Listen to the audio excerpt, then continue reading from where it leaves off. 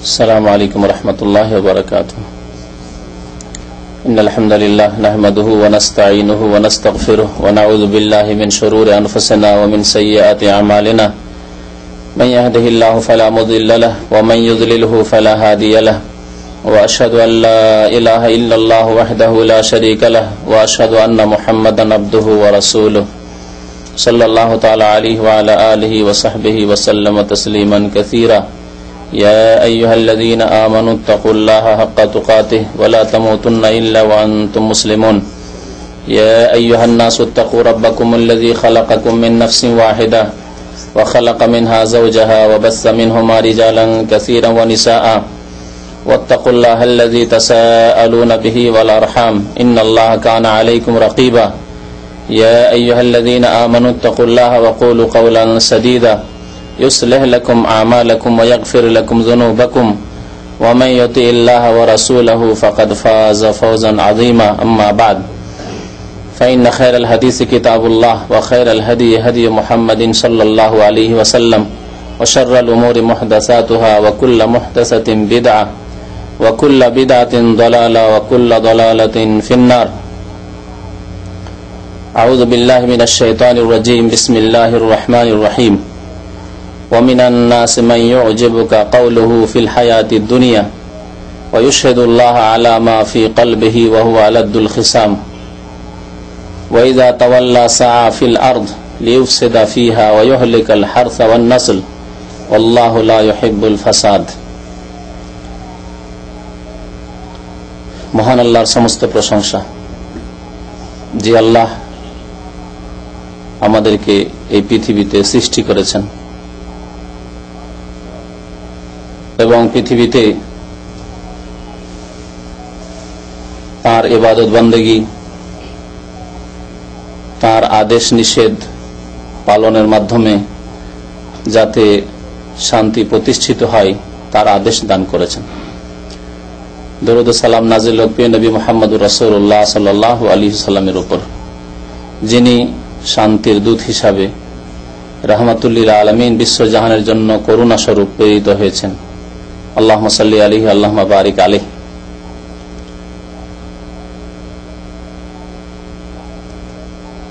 আজকের বিষয়বস্তু হবে এই বর্তমান পরিস্থিতি সম্পর্কে যা বাংলাদেশে দেখছেন বা শুনছেন।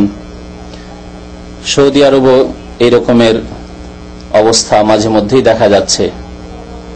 আরো বিভিন্ন মুসলিম দেশে, এমনকি অমুসলিম দেশেও এই ধরনের অবস্থা হচ্ছে বা এই ধরনের ঘটনা ঘটছে। এ সম্পর্কে আমাদের সঠিক দ্বীনের কথা, কোরআন সুন্নাহর কথা, আল্লাহ এবং তার রাসূলের আদেশ নিষেধ কি রয়েছে যা আমাদের করণীয় এবং যেই মোতাবেক আমাদেরকে যেমন আকীদা বিশ্বাস রাখতে হবে, তেমনি আমাদেরকে আমল করতে হবে, কর্ম করতে হবে, তেমনি আমাদেরকে কোরআন সুন্নাহর আলোকেই পদক্ষেপ নিতে হবে, কদম উঠাতে হবে, যাতে করে আমাদের হাত না উঠে, আমাদের কদম না উঠে এমন অবস্থায় বা এমন ক্ষেত্রে যেই ক্ষেত্রে আল্লাহ বা তার রাসূল আদেশ দান করেননি। আর তা হচ্ছে মুসলিম দেশে বা অমুসলিম দেশে সারা বিশ্বে অশান্তি সৃষ্টি করা, অস্ত্র ধারণের মাধ্যমে, খুন করার মাধ্যমে, ধন সম্পদ নষ্ট করে ভীত সন্ত্রস্ত করার মাধ্যমে, ভয়ভীতির পরিস্থিতি সৃষ্টি করার মাধ্যমে। এ সম্পর্কে আজকে আলোচনা করব, যাতে করে আমরা সঠিক জ্ঞান হাসিলের মাধ্যমে আমরা বিভ্রান্তি থেকে, গুমরাহি থেকে, ভ্রষ্টতা থেকে সতর্ক থাকতে পারি, সজাগ থাকতে পারি এবং কারো এই বিভ্রান্তির জালে শিকার না হয়ে যায়।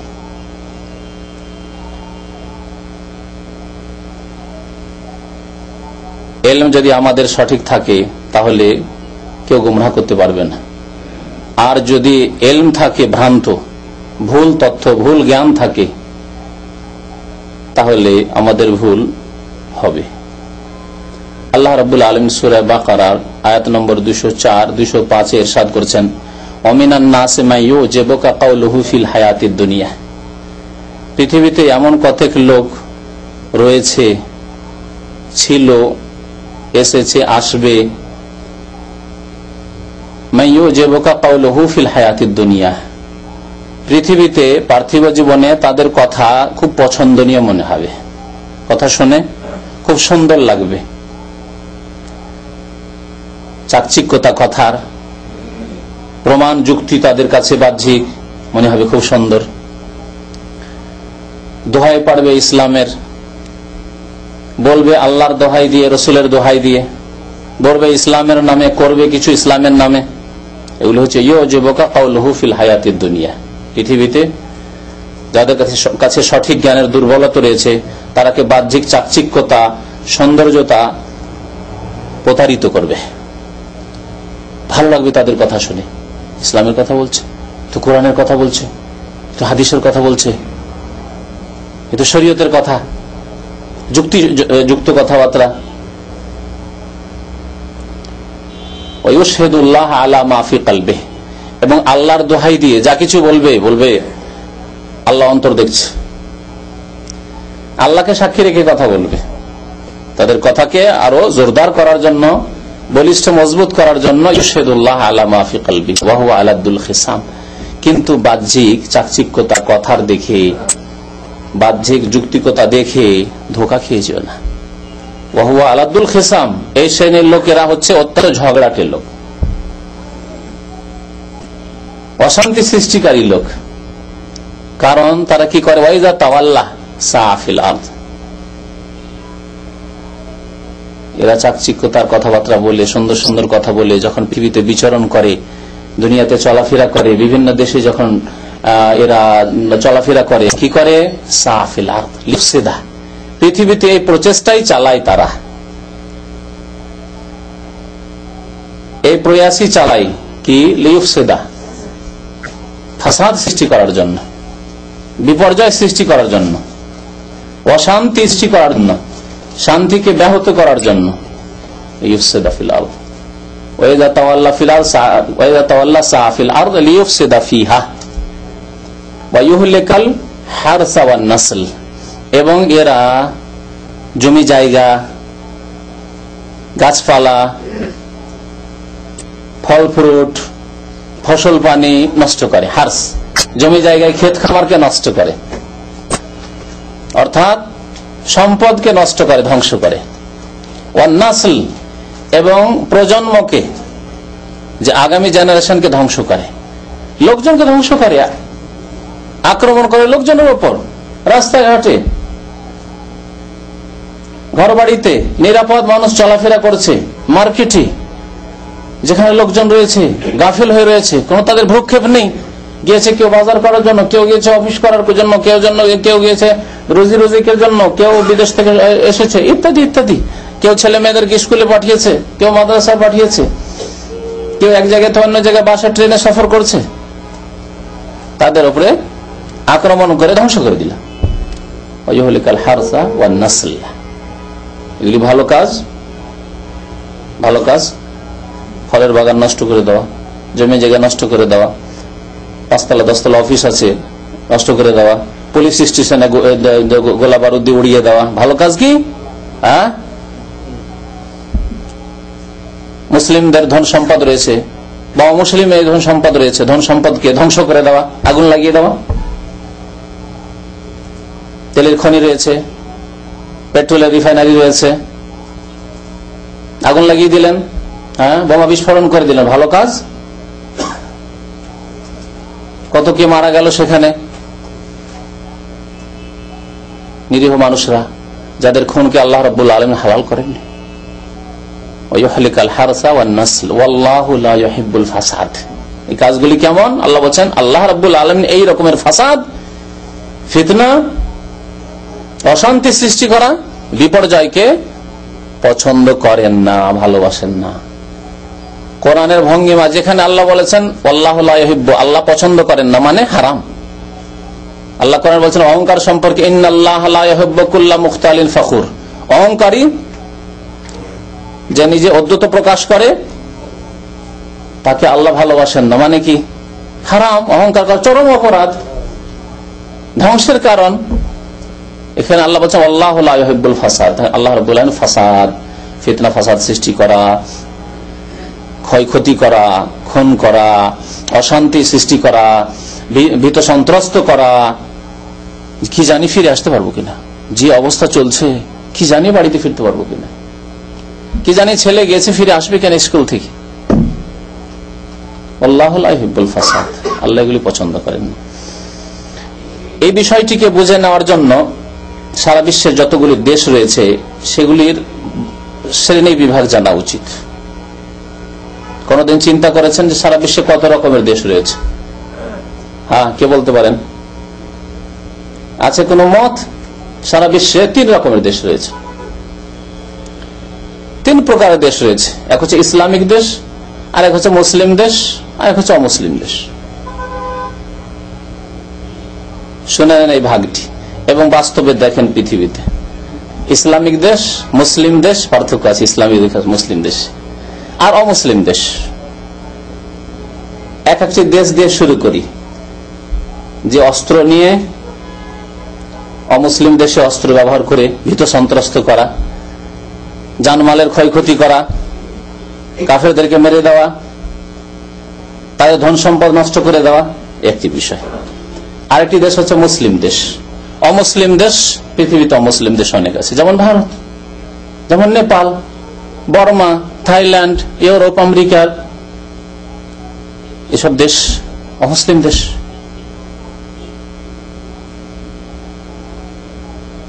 অমুসলিম দেশ।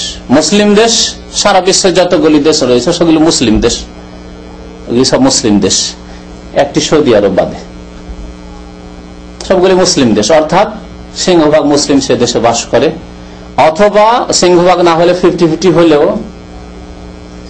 আধা আধি হয়তো, অথবা কমও যদি থাকে মুসলিম সংখ্যা, কিন্তু নেতৃত্বে কে রয়েছে? মুসলিম রয়েছে, মুসলিম নেতা, মুসলিম নেতা রয়েছে। কিন্তু ইসলামিক আইনের, কোরআন সুন্নাহর বাস্তবায়ন নেই। দেশের রাষ্ট্রনেতা, রাষ্ট্রপতি, প্রধানমন্ত্রী এরা কে? মুসলিম, কিন্তু সেখানে ইসলামী আইনের বাস্তবায়ন নেই, কোরআন সুন্নাহর বাস্তবায়ন নেই। কোরআন সুন্নাহর আলোকে দেশ পরিচালনা করা হয় না, অফিস আদালত পরিচালনা করা হয় না, রাষ্ট্রনীতি, অর্থনীতি তাদের পশ্চিম আইন দিয়ে চলে, মানব রচিত বিধান দিয়ে চলে, কোরআন সুন্নাহর বিধান দিয়ে চলে না। এগুলি মুসলিম দেশ, যেমন পাকিস্তান, যেমন বাংলাদেশ, যেমন আরবের অন্যান্য কান্ট্রিগুলো, আরো মুসলিম বিশ্ব সবগুলি বলতে পারে, এগুলো হচ্ছে মুসলিম দেশ।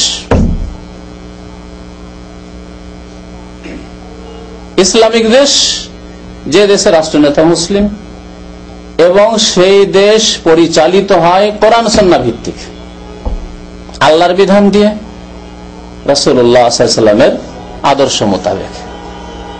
যে কোনো সমস্যার সমাধান কোরআন থেকে না হয়, না হয় রাসূলুল্লাহ সাল্লাল্লাহু আলাইহি ওয়াসাল্লামের সুন্নাহ হাদিস থেকে নেওয়া হয়, যেমন সৌদি আরব, যে হচ্ছে ইসলামিক দেশ। তাহলে এই 3 প্রকারের দেশ আপনাকে আগে বুঝে নিতে হবে, তারপরে এক একটি করে আপনাকে বুঝাবো যে অমুসলিম দেশে অস্ত্রের ব্যবহার, কোন মুসলিম যদি মনে করে যে আমি জিহাদ করছি, অমুসলিম দেশে আমি কাফেরকে মারবো, জায়েজ, কোরআন কি বলেছে তা আপনাদেরকে বলবো। তারপরে মুসলিম দেশের কথা বলবো, তারপরে ইসলামিক দেশের কথা। অমুসলিম দেশের কথা নেন। মক্কায় নবী করিম সাল্লাল্লাহু আলাইহি ওয়াসাল্লাম যখন ছিলেন, নবী হওয়ার পরে কত বছর ছিলেন? 13 বছর। মুসলিম দেশ ছিল মক্কা না অমুসলিম দেশ? 13 বছর নবী করিম সাল্লাল্লাহু আলাইহি ওয়াসাল্লাম মক্কায় থাকলেন। নবী হওয়ার পরে মুসলিম দেশ না অমুসলিম দেশ? অমুসলিম। নেতৃত্ব কাদের ছিল? অমুসলিমদের। ইসলামী আইনের বাস্তবায়ন ছিল? ছিল? ছিল না। তাহলে এর নাম কি? যে দেশে অমুসলিম নেতা এবং ইসলামী আইনের বাস্তবায়ন নেই, সেই দেশকে কি বলা হয়েছে? অমুসলিম দেশ। অমুসলিম দেশ। আমভাবে বললাম, যদি সেখানে মুসলিমদের স্বাধীনতা দেওয়া হয়, তাদের ধর্মীয় আচার আচরণ পালন করার জন্য, মসজিদ মাদ্রাসা তৈরি করার জন্য, তাদের শিক্ষা দীক্ষার চর্চা করার জন্য, তাহলে সেটি দারুল হার্ব নয়। তারা আমাদের বিরুদ্ধে যুদ্ধের ঘোষণা করেন, সেজন্য সেটা দারুল হার্ব নয়, কিন্তু সেটি অমুসলিম দেশ। অমুসলিম দেশে একটু ব্যাপকতা রয়েছে। আর যখন বলবেন দারুল হার্ব, সেটি হচ্ছে বিশেষ অমুসলিম দেশ, ওখান থেকে আরেকটি শাখা বেরোবে। তো অমুসলিম দেশে আল্লাহ রাব্বুল আলামিনের আদেশ কি রয়েছে? মক্কা মুকাররমায় নবী করিম সাল্লাল্লাহু আলাইহি ওয়াসাল্লাম নির্যাতিত ছিলেন না? ছিলেন না? তা নির্যাতন হইতো, সাহাবায়ে কেরামদের নির্যাতন হয়েছে, জুলুম অত্যাচার হয়েছে, কি জুলুমের পাহাড় তাদের উপর। বেলাল রাদিয়াল্লাহু তাআলা আনহুর ঘটনা জানেন, কি ভাবে তার জুলুম হতো। আম্মারের কথা জানেন, ইয়াসেরের কথা শুনেছেন, ইয়াসেরের স্ত্রী আম্মারের মাতার কথা, সুমাইয়ার কথা শুনেছেন। প্রথম ইসলামের শহীদ কে? সুমাইয়া রাদিয়াল্লাহু তাআলা আনহা। এই আবু জাহল মারদুদ আলাইহি মিনাল্লাহি লানাহ, আল্লাহর অসংখ্য লানত বর্ষিত হোক এরকম কাফেরদের উপর। কত জুলুম অত্যাচার করেছে, শেষে আল্লাহু আকবার শহীদ হলেন সুমাইয়া রাদিয়াল্লাহু তাআলা আনহা।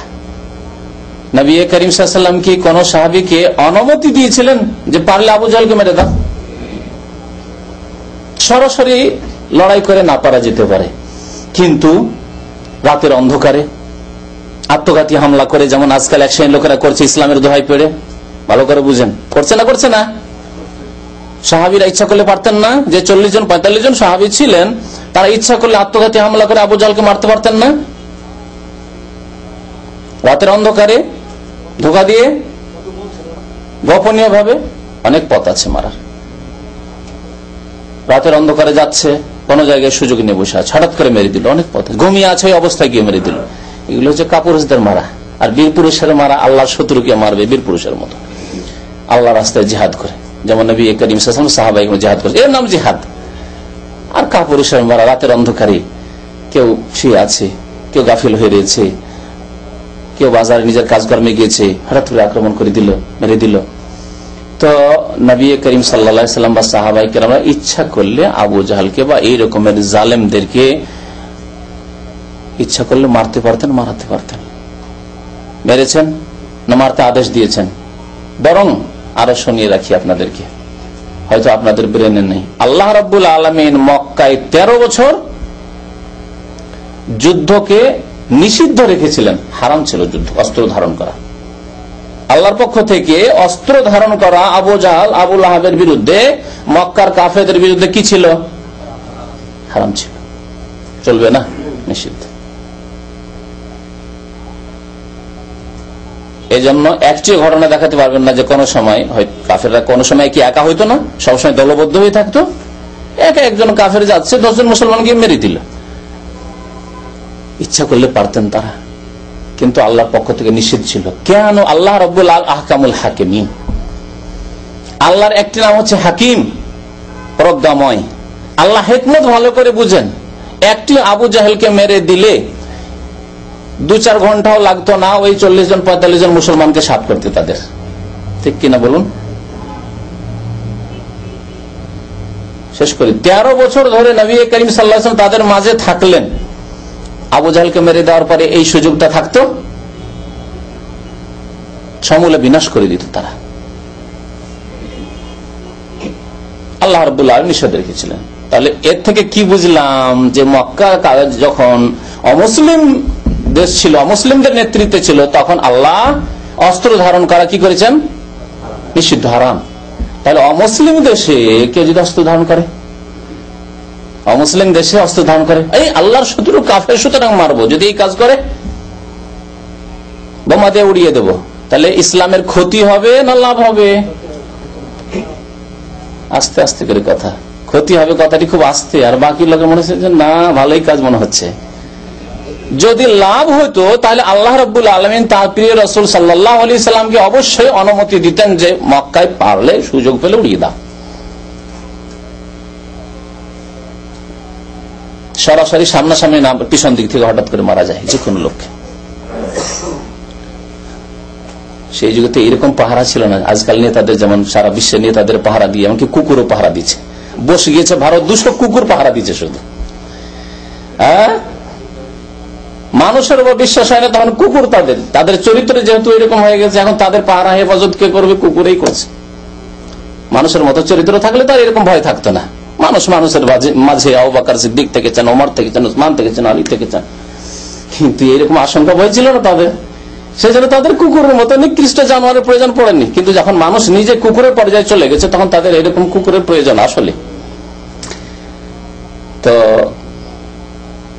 আল্লাহ রাব্বুল আলামিন তাহলে অমুসলিম দেশে অস্ত্র ধারণ করে কাফেরদের ক্ষতি সাধন করা নিষেধ করেছেন, কারণ এতে লাভের চাইতে ক্ষতির পরিমাণ অনেক বেশি। ভালো করে শুনে রাখুন। অমুসলিম দেশের কথা হলো, তাহলে ক্লিয়ার যে অমুসলিম দেশে অল্প কাজে লোক আছি, আলহামদুলিল্লাহ মসজিদ তৈরি করতে পারছি, মাদ্রাসা তৈরি করতে পারছি, ইসলামের দাওয়াতের কাজও করতে দিচ্ছে সেসব দেশে। দেখেন সারা বিশ্বে অমুসলিম দেশে দাওয়াতি কাজ আপনি একটা সীমিত এতে থেকে করতে পারবেন, আপনি চর্চা করতে পারবেন, শিক্ষা দীক্ষা দিতে পারবেন মুসলিম ছেলেদেরকে মেয়েদেরকে, ইসলামের কাজ করতে পারবেন আপনি একটা গণ্ডিতে থেকে, যতটা তাদের কোনো ব্যাঘাত ঘটছে না, মানে যেটি তাদের ভাষায় অমুসলিমদের ভাষায় যেটি ধর্মীয় স্বাধীনতা অনেকটাই আছে। সেখানে যদি অস্ত্র ধারণ করে এই সংখ্যালঘু মুসলিমরা অমুসলিমদের বিরুদ্ধে, তাহলে ইসলামী দাওয়াত তো মুছে যাবে, বাকি যে কটা মুসলিম সেখানে কাজ করতো তারাও মুছে যাবে, ঠিক কিনা? আল্লাহু আকবার। আজকে ওয়ার্ল্ড ট্রেড সেন্টারে আক্রমণ করে তাই হলো। আল্লাহ জানে ইহুদিরা করলো না মুসলিম, কিন্তু যদি মুসলিমই করে থাকে তার ক্ষতি কত হলো। এটা করে লাভ যেটুকু হওয়ার, লাভ তো কিছু হলো না, লস আর লস মুসলিমদের। মুসলিম দেশে আসুন, মুসলিম দেশ আগে বলেছি 3 প্রকারের দেশ, তাই না? অমুসলিম দেশে তাহলে অস্ত্র ধারণ করা যাবে না, কারণ এখানে বেশি সন্দিহান অনেকে যে অমুসলিম, ওখানে আবার মারতে কি, অস্ত্র ধারণ করতে কি না। দলিল বলা হয়নি তো। আল্লাহ রাব্বুল আলামিন কোরআনে বলেছেন আলাম তার সূরা নিসা, আলাম তারা ইলাল্লাযিনা কিলা লাহুম কুফু আইদিয়াকুম, হে নবী তুমি কি দেখনি ওদেরকে, মানে বিশ্বের মানুষেরা, নবী সাল্লাল্লাহু আলাইহি ওয়াসাল্লামকে সম্বোধন করে সবাইকে বলা হচ্ছে, ইলাল্লাযিনা কিলা লাহুম, ওই সাহাবায়ে কেরামদেরকে, মক্কার লোকদেরকে যাদেরকে বলা হয়েছিল কুফু আইদিয়াকুম, তোমাদের হাতকে সামলিয়ে রাখো, থেমে রাখো। কুফু মানে থেমে রাখো, হাত সামলিয়ে রাখো, হাত বাড়িয়ে দিয়ে না মারার জন্য কাউকে। আবু জাহাল মারছে, আবু লাহাব মারছে, নির্যাতন করছে কাফেররা মক্কার, সেজন্য তোমরাও অস্ত্র ধারণ করবে না। কুফু আইদিয়াকুম, তোমরা নিজের হাতকে থেমে রাখো, হাত বাড়াবে না কোনো কাফেরের উপর মক্কা। তাহলে তোমাদের করণীয় কি? আল্লাহ বলছেন যতটুকু করতে পারছো ততটুকু করো। কি? ওয়াকিমুস সালাহ, তোমরা নামাজ কায়েম করতে পারবে, নামাজ কায়েম করো।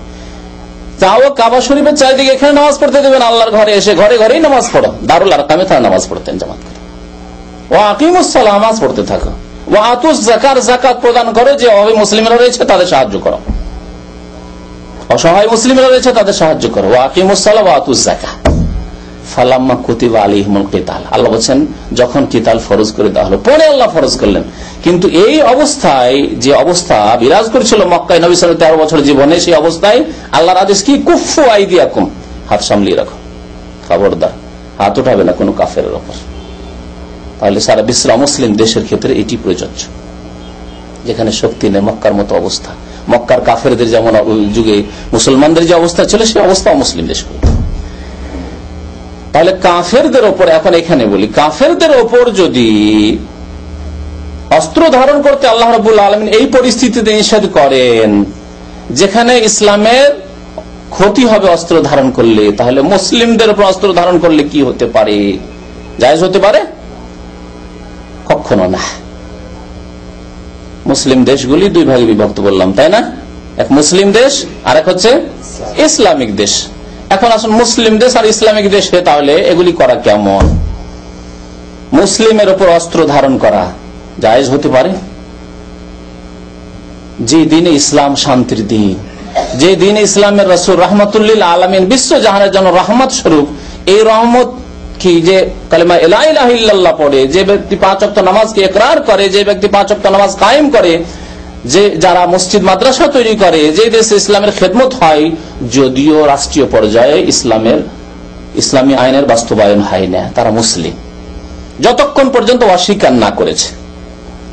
নবী সাল্লাল্লাহু আলাইহি ওয়াসাল্লাম কি বলেছেন? হাত্তা তারাও কুফরান বাওয়াহান, যতক্ষণ স্পষ্ট কুফরি না দেখবে, যতক্ষণ এই ঘোষণা না করবে যে আর কোরআনের আইন আমাদের দেশে চলবে না, বাংলাদেশে কোরআন আইন চলবে না, পাকিস্তানে কোরআন আইন চলবে না, ওই 1400 বছর আগের কথা আমরা এসব মানি না, তাহলে কুফরান বাওয়াহান, স্পষ্ট কাফের। নামাজ পড়েও মুসলমান থাকবে না, রোজা রেখেও মুসলমান থাকবে না, ঈদ পড়েও মুসলমান থাকবে না, মসজিদ মাদ্রাসা বাইতুল মোকাররম তৈরি করে মুসলমান থাকবে না।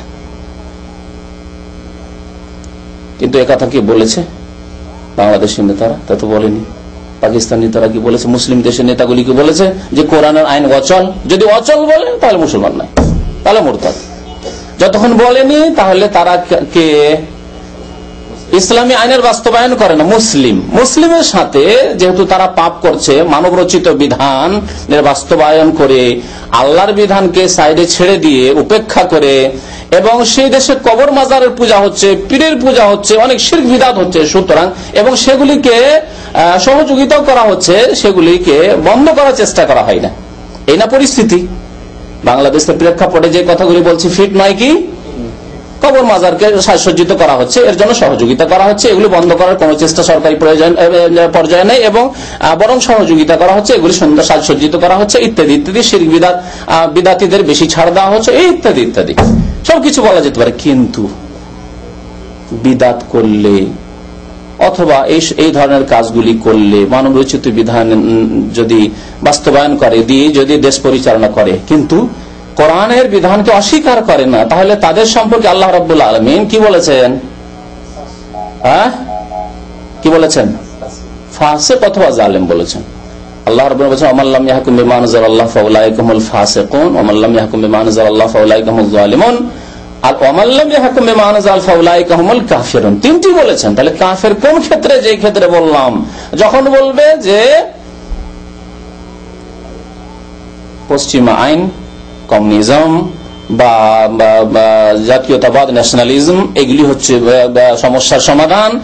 আমরা বাংলাভাষী, সুতরাং বাংলাদেশি যে জাতীয়তাবাদ রয়েছে এটি হচ্ছে প্রযোজ্য আমাদের দেশের ক্ষেত্রে, আর ডেমোক্রেসি প্রযোজ্য আমাদের ক্ষেত্রে, গণতন্ত্র প্রযোজ্য আমাদের ক্ষেত্রে, আর ইসলামিক আইন চলবে না, কোরআন আইন চলবে না যদি বলে, তাহলে কাফেরুন। কিন্তু সে কথা শোনেনি তাদের কাছ থেকে, ঠিক কিনা?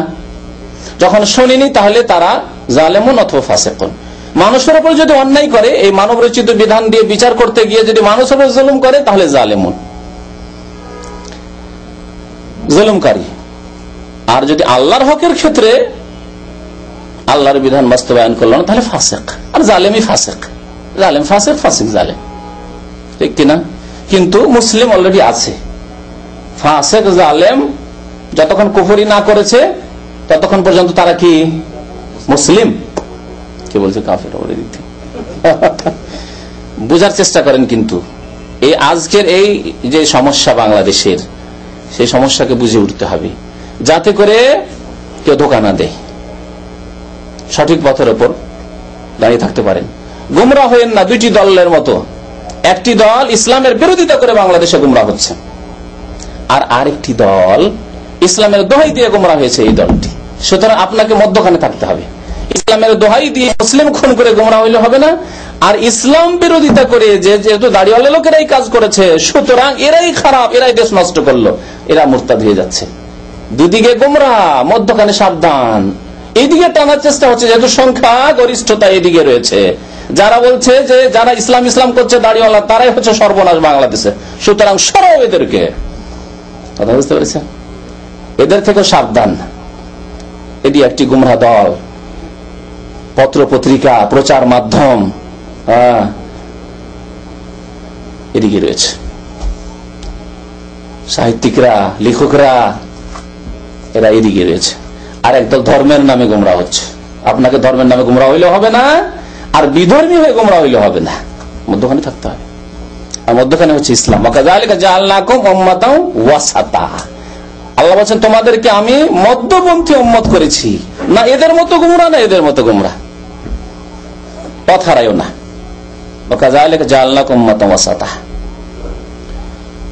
মুসলিমদের উপর অস্ত্র ধারণ করা হারাম। কাফেরের উপর যদি হারাম হয়ে যায়, তাহলে মুসলিমদের উপর হারাম, কঠোরভাবে হারাম। আল্লাহ রাব্বুল আলামিন কোরআনে কারীমে ইরশাদ করেছেন, ওমান ইয়াকতুল মুমিনা মুতাআম্মিদান ফাজাযাউহু জাহান্নাম। যে ব্যক্তি কোন মুসলিমকে, কোন মুমিনকে ইচ্ছা করে হত্যা করলো, যে আমি হত্যা করবো, তো জানছে তারা মুসলিম, বদলা হচ্ছে কি, আল্লাহ 5টি শাস্তির কথা বলেছেন। কোন মুসলিমকে খুন করলে 5টি শাস্তি। ফাজাযাউ জাহান্নাম, সে যাবে কোথায়? প্রতিদান জাহান্নাম। খালিদান ফিহা, চিরকাল। আল্লাহ চিরকাল বলেছেন। যদি আল্লাহর রহমত হয় তো চিরকাল না দিয়ে তাফসীর কারগণ বলছেন যে অনন্তকাল। চিরকাল মানে দীর্ঘকাল বলতে পারেন, চিরকাল নয়, দীর্ঘকাল। অনেক দিন থাকবে। আর অনেক দিনকে আমরা চিরকাল বলি। এই লোকটি চিরকাল বিদেশে থেকে গেল, বিয়ে করার পর 20 বছর 25 বছর থেকে সৌদি আরবে আছে, তাহলে আপনাকে দেশের লোকেরা কি বলবে? সারা জীবনটাই বিদেশে কাটিয়ে দিল। অথচ সারা জীবন না, বয়স 60 বছরে তো 20 বছর 25 বছর হইল সৌদি আরব, তাহলে সারা জীবন কোথায়? আল্লাহ রাব্বুল আলামিন ওই ভঙ্গিমাতেই বলেছেন, কারণ মুসলিম খুন করলেও কাফের হয় না। যখন কাফের হয় না, সে ফাসিক অপরাধী, তখন তার জন্য দীর্ঘকাল জাহান্নামে রয়েছে। খালিদান ফিহা, দীর্ঘকালের শাস্তি জাহান্নামে। ওয়া গাযিবাল্লাহু আলাইহি, আল্লাহর ক্রোধ রয়েছে, গজব রয়েছে তার উপর। ওয়া লানাহু, আল্লাহর লানত, অভিশাপ রয়েছে। আল্লাহু আকবার। যে লানতের হকদার কাফের হওয়া উচিত, মালাউন কাফের হওয়া উচিত। মুসলিমকে খুন করার কারণে সে অভিশপ্ত হয়ে যাচ্ছে, আল্লাহর লানত, আল্লাহর রহমত থেকে বঞ্চিত। সুতরাং যারা ধর্মের নামে মানুষ খুন করবে তারা আল্লাহর রহমত পাবে না। ওয়া লানাহু।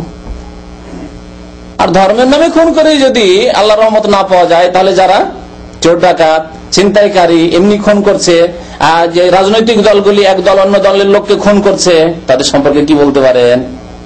তাদের জন্য এই শাস্তিগুলো আছে না নেই? অবশ্যই। ধর্মের নামে করেও যদি এই শাস্তি হয়, তাহলে যারা রাজনৈতিক স্বার্থে, পেটের স্বার্থে, গদির স্বার্থে এক দল অন্য দলকে খুন করছে, রক কাটাকাটি করছে, তাদের কি হবে? ওয়া লানাহু, কয়টি শাস্তি হলো? 4টি হয়ে গেছে, তাই না?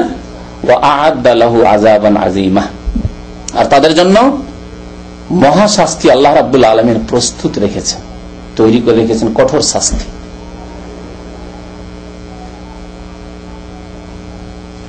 তো মুসলিমদের উপর অস্ত্র ধারণ করা হারাম। আর এই যে শাস্তির কথা শুনলেন, একজন মুসলিমকে যদি বিনা দোষে, অর্থাৎ সে খুনের হকদার নয়, তার শাস্তি হত্যা হয়নি এখনো, সে বিবাহিত জেনা করেনি, সে মুরতাদ হয়নি, আর কি সে কোন মুসলিমকে অন্যায়ভাবে হত্যা করেনি, এই 3টি কারণে তো হত্যা করা যাবে। তারপরে এই শাস্তির বাস্তবায়ন কে করবে? সরকার। সরকার উপর ফরজ, আমাদের উপর ফরজ নয়। মুসলিম সরকার উপর ফরজ, সে ফরজ তরক করছে, জবাবদিহি করবে কাল কিয়ামতে তারা। আর ইসলামিক দেশ যারা এই আইনগুলির বাস্তবায়ন করছে না, যেমন সৌদি আরবে আলহামদুলিল্লাহ, কেউ যদি কাউকে খুন করে তাহলে তার গলা কেটে যাবে। এই জন্য দেখেন এখানে খুনের হার খুব কম, নগণ্য, বছরে 10-20টির বেশি হবে না, হয়তো খুব বেশি হলে। আর দেশে প্রতিদিন পত্রিকা খুলেন আর পড়েন যে আজকে অমুক শহরে এত খুন হলো, অমুক শহরে এত খুন হলো, অমুক শহরে এত ধর্ষণ হলো। দেখেন না কত ঘটনা। কারণ ইসলামিক আইনের বাস্তবায়ন নেই। যে খুনি খুন করছে ও জানছে যে আমার কিছু হবে না, আর যদি ধরা পড়েও যায় তো যাবো জেলে, যাবো 5 বছর, আর না হলে জামানতে 2-3 মাস পর আবার জামানতের রাস্তা খোলা রয়েছে। হ্যাঁ, পয়সা দিতে পারলেই হইলো, ঘুষ দিতে পারলেই হইলো, বেরিয়ে চলে আসবো, বুক ফুলে ঘোরাফেরা করবো আবার। এই জন্য অহরহ খুন হইতে আছে।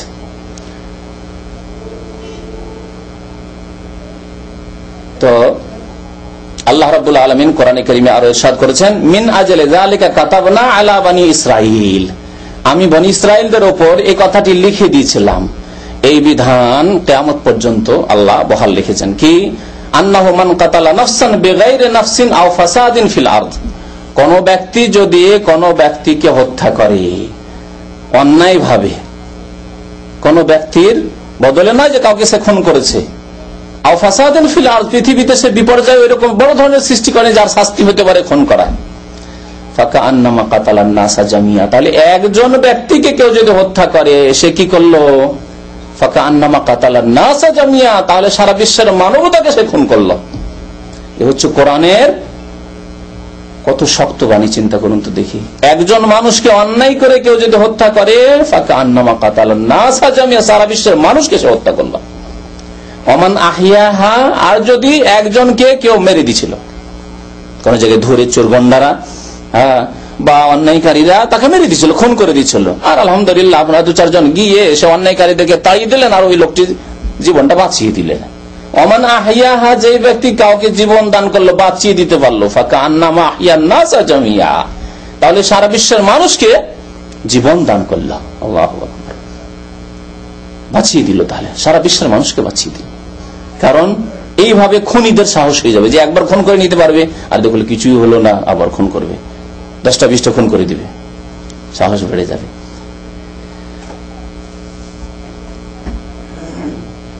মুসলিমকে হত্যা করা তো দূরের কথা, মুসলিমকে অস্ত্র দেখানো, অস্ত্র হাতে নিয়ে, চাকু হাতে নিয়ে আছেন,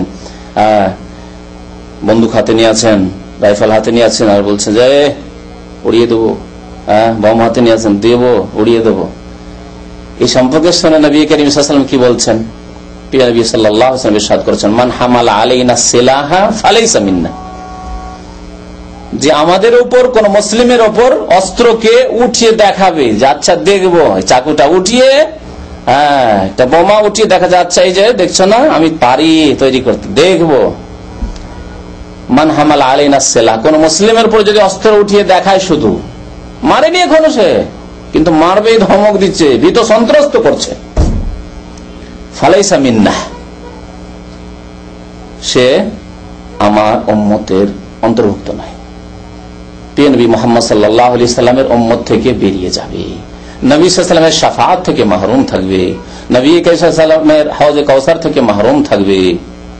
ফালাইসা মিন্না, কাল কিয়ামতে মৃত্যু প্রমাণিত হবে যদি বলে যে আনা উম্মত মুহাম্মাদিন সাল্লাল্লাহু আলাইহি ওয়াসাল্লাম, আমি শেষ উম্মতের লোক, মৃত্যু প্রমাণিত হবে।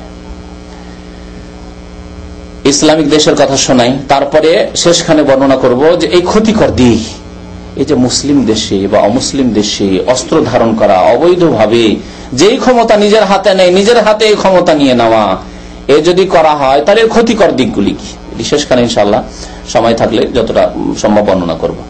ইসলামিক দেশের কথা আরো একটু বেশি করে শোনেন। মুসলিম দেশ হলেও বললাম যে যদিও তা ইসলামিক আইনের বাস্তবায়ন করে না, ফাসেক জালেম হলেও তাদের বিরুদ্ধে অস্ত্র ধারণ করা যাবে না, কারণ তারা মুসলিম,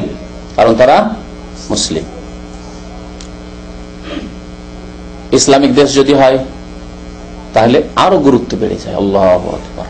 তাহলে ইসলামিক দেশে রাষ্ট্র নেতার আনুগত্য করা কি ফরজ?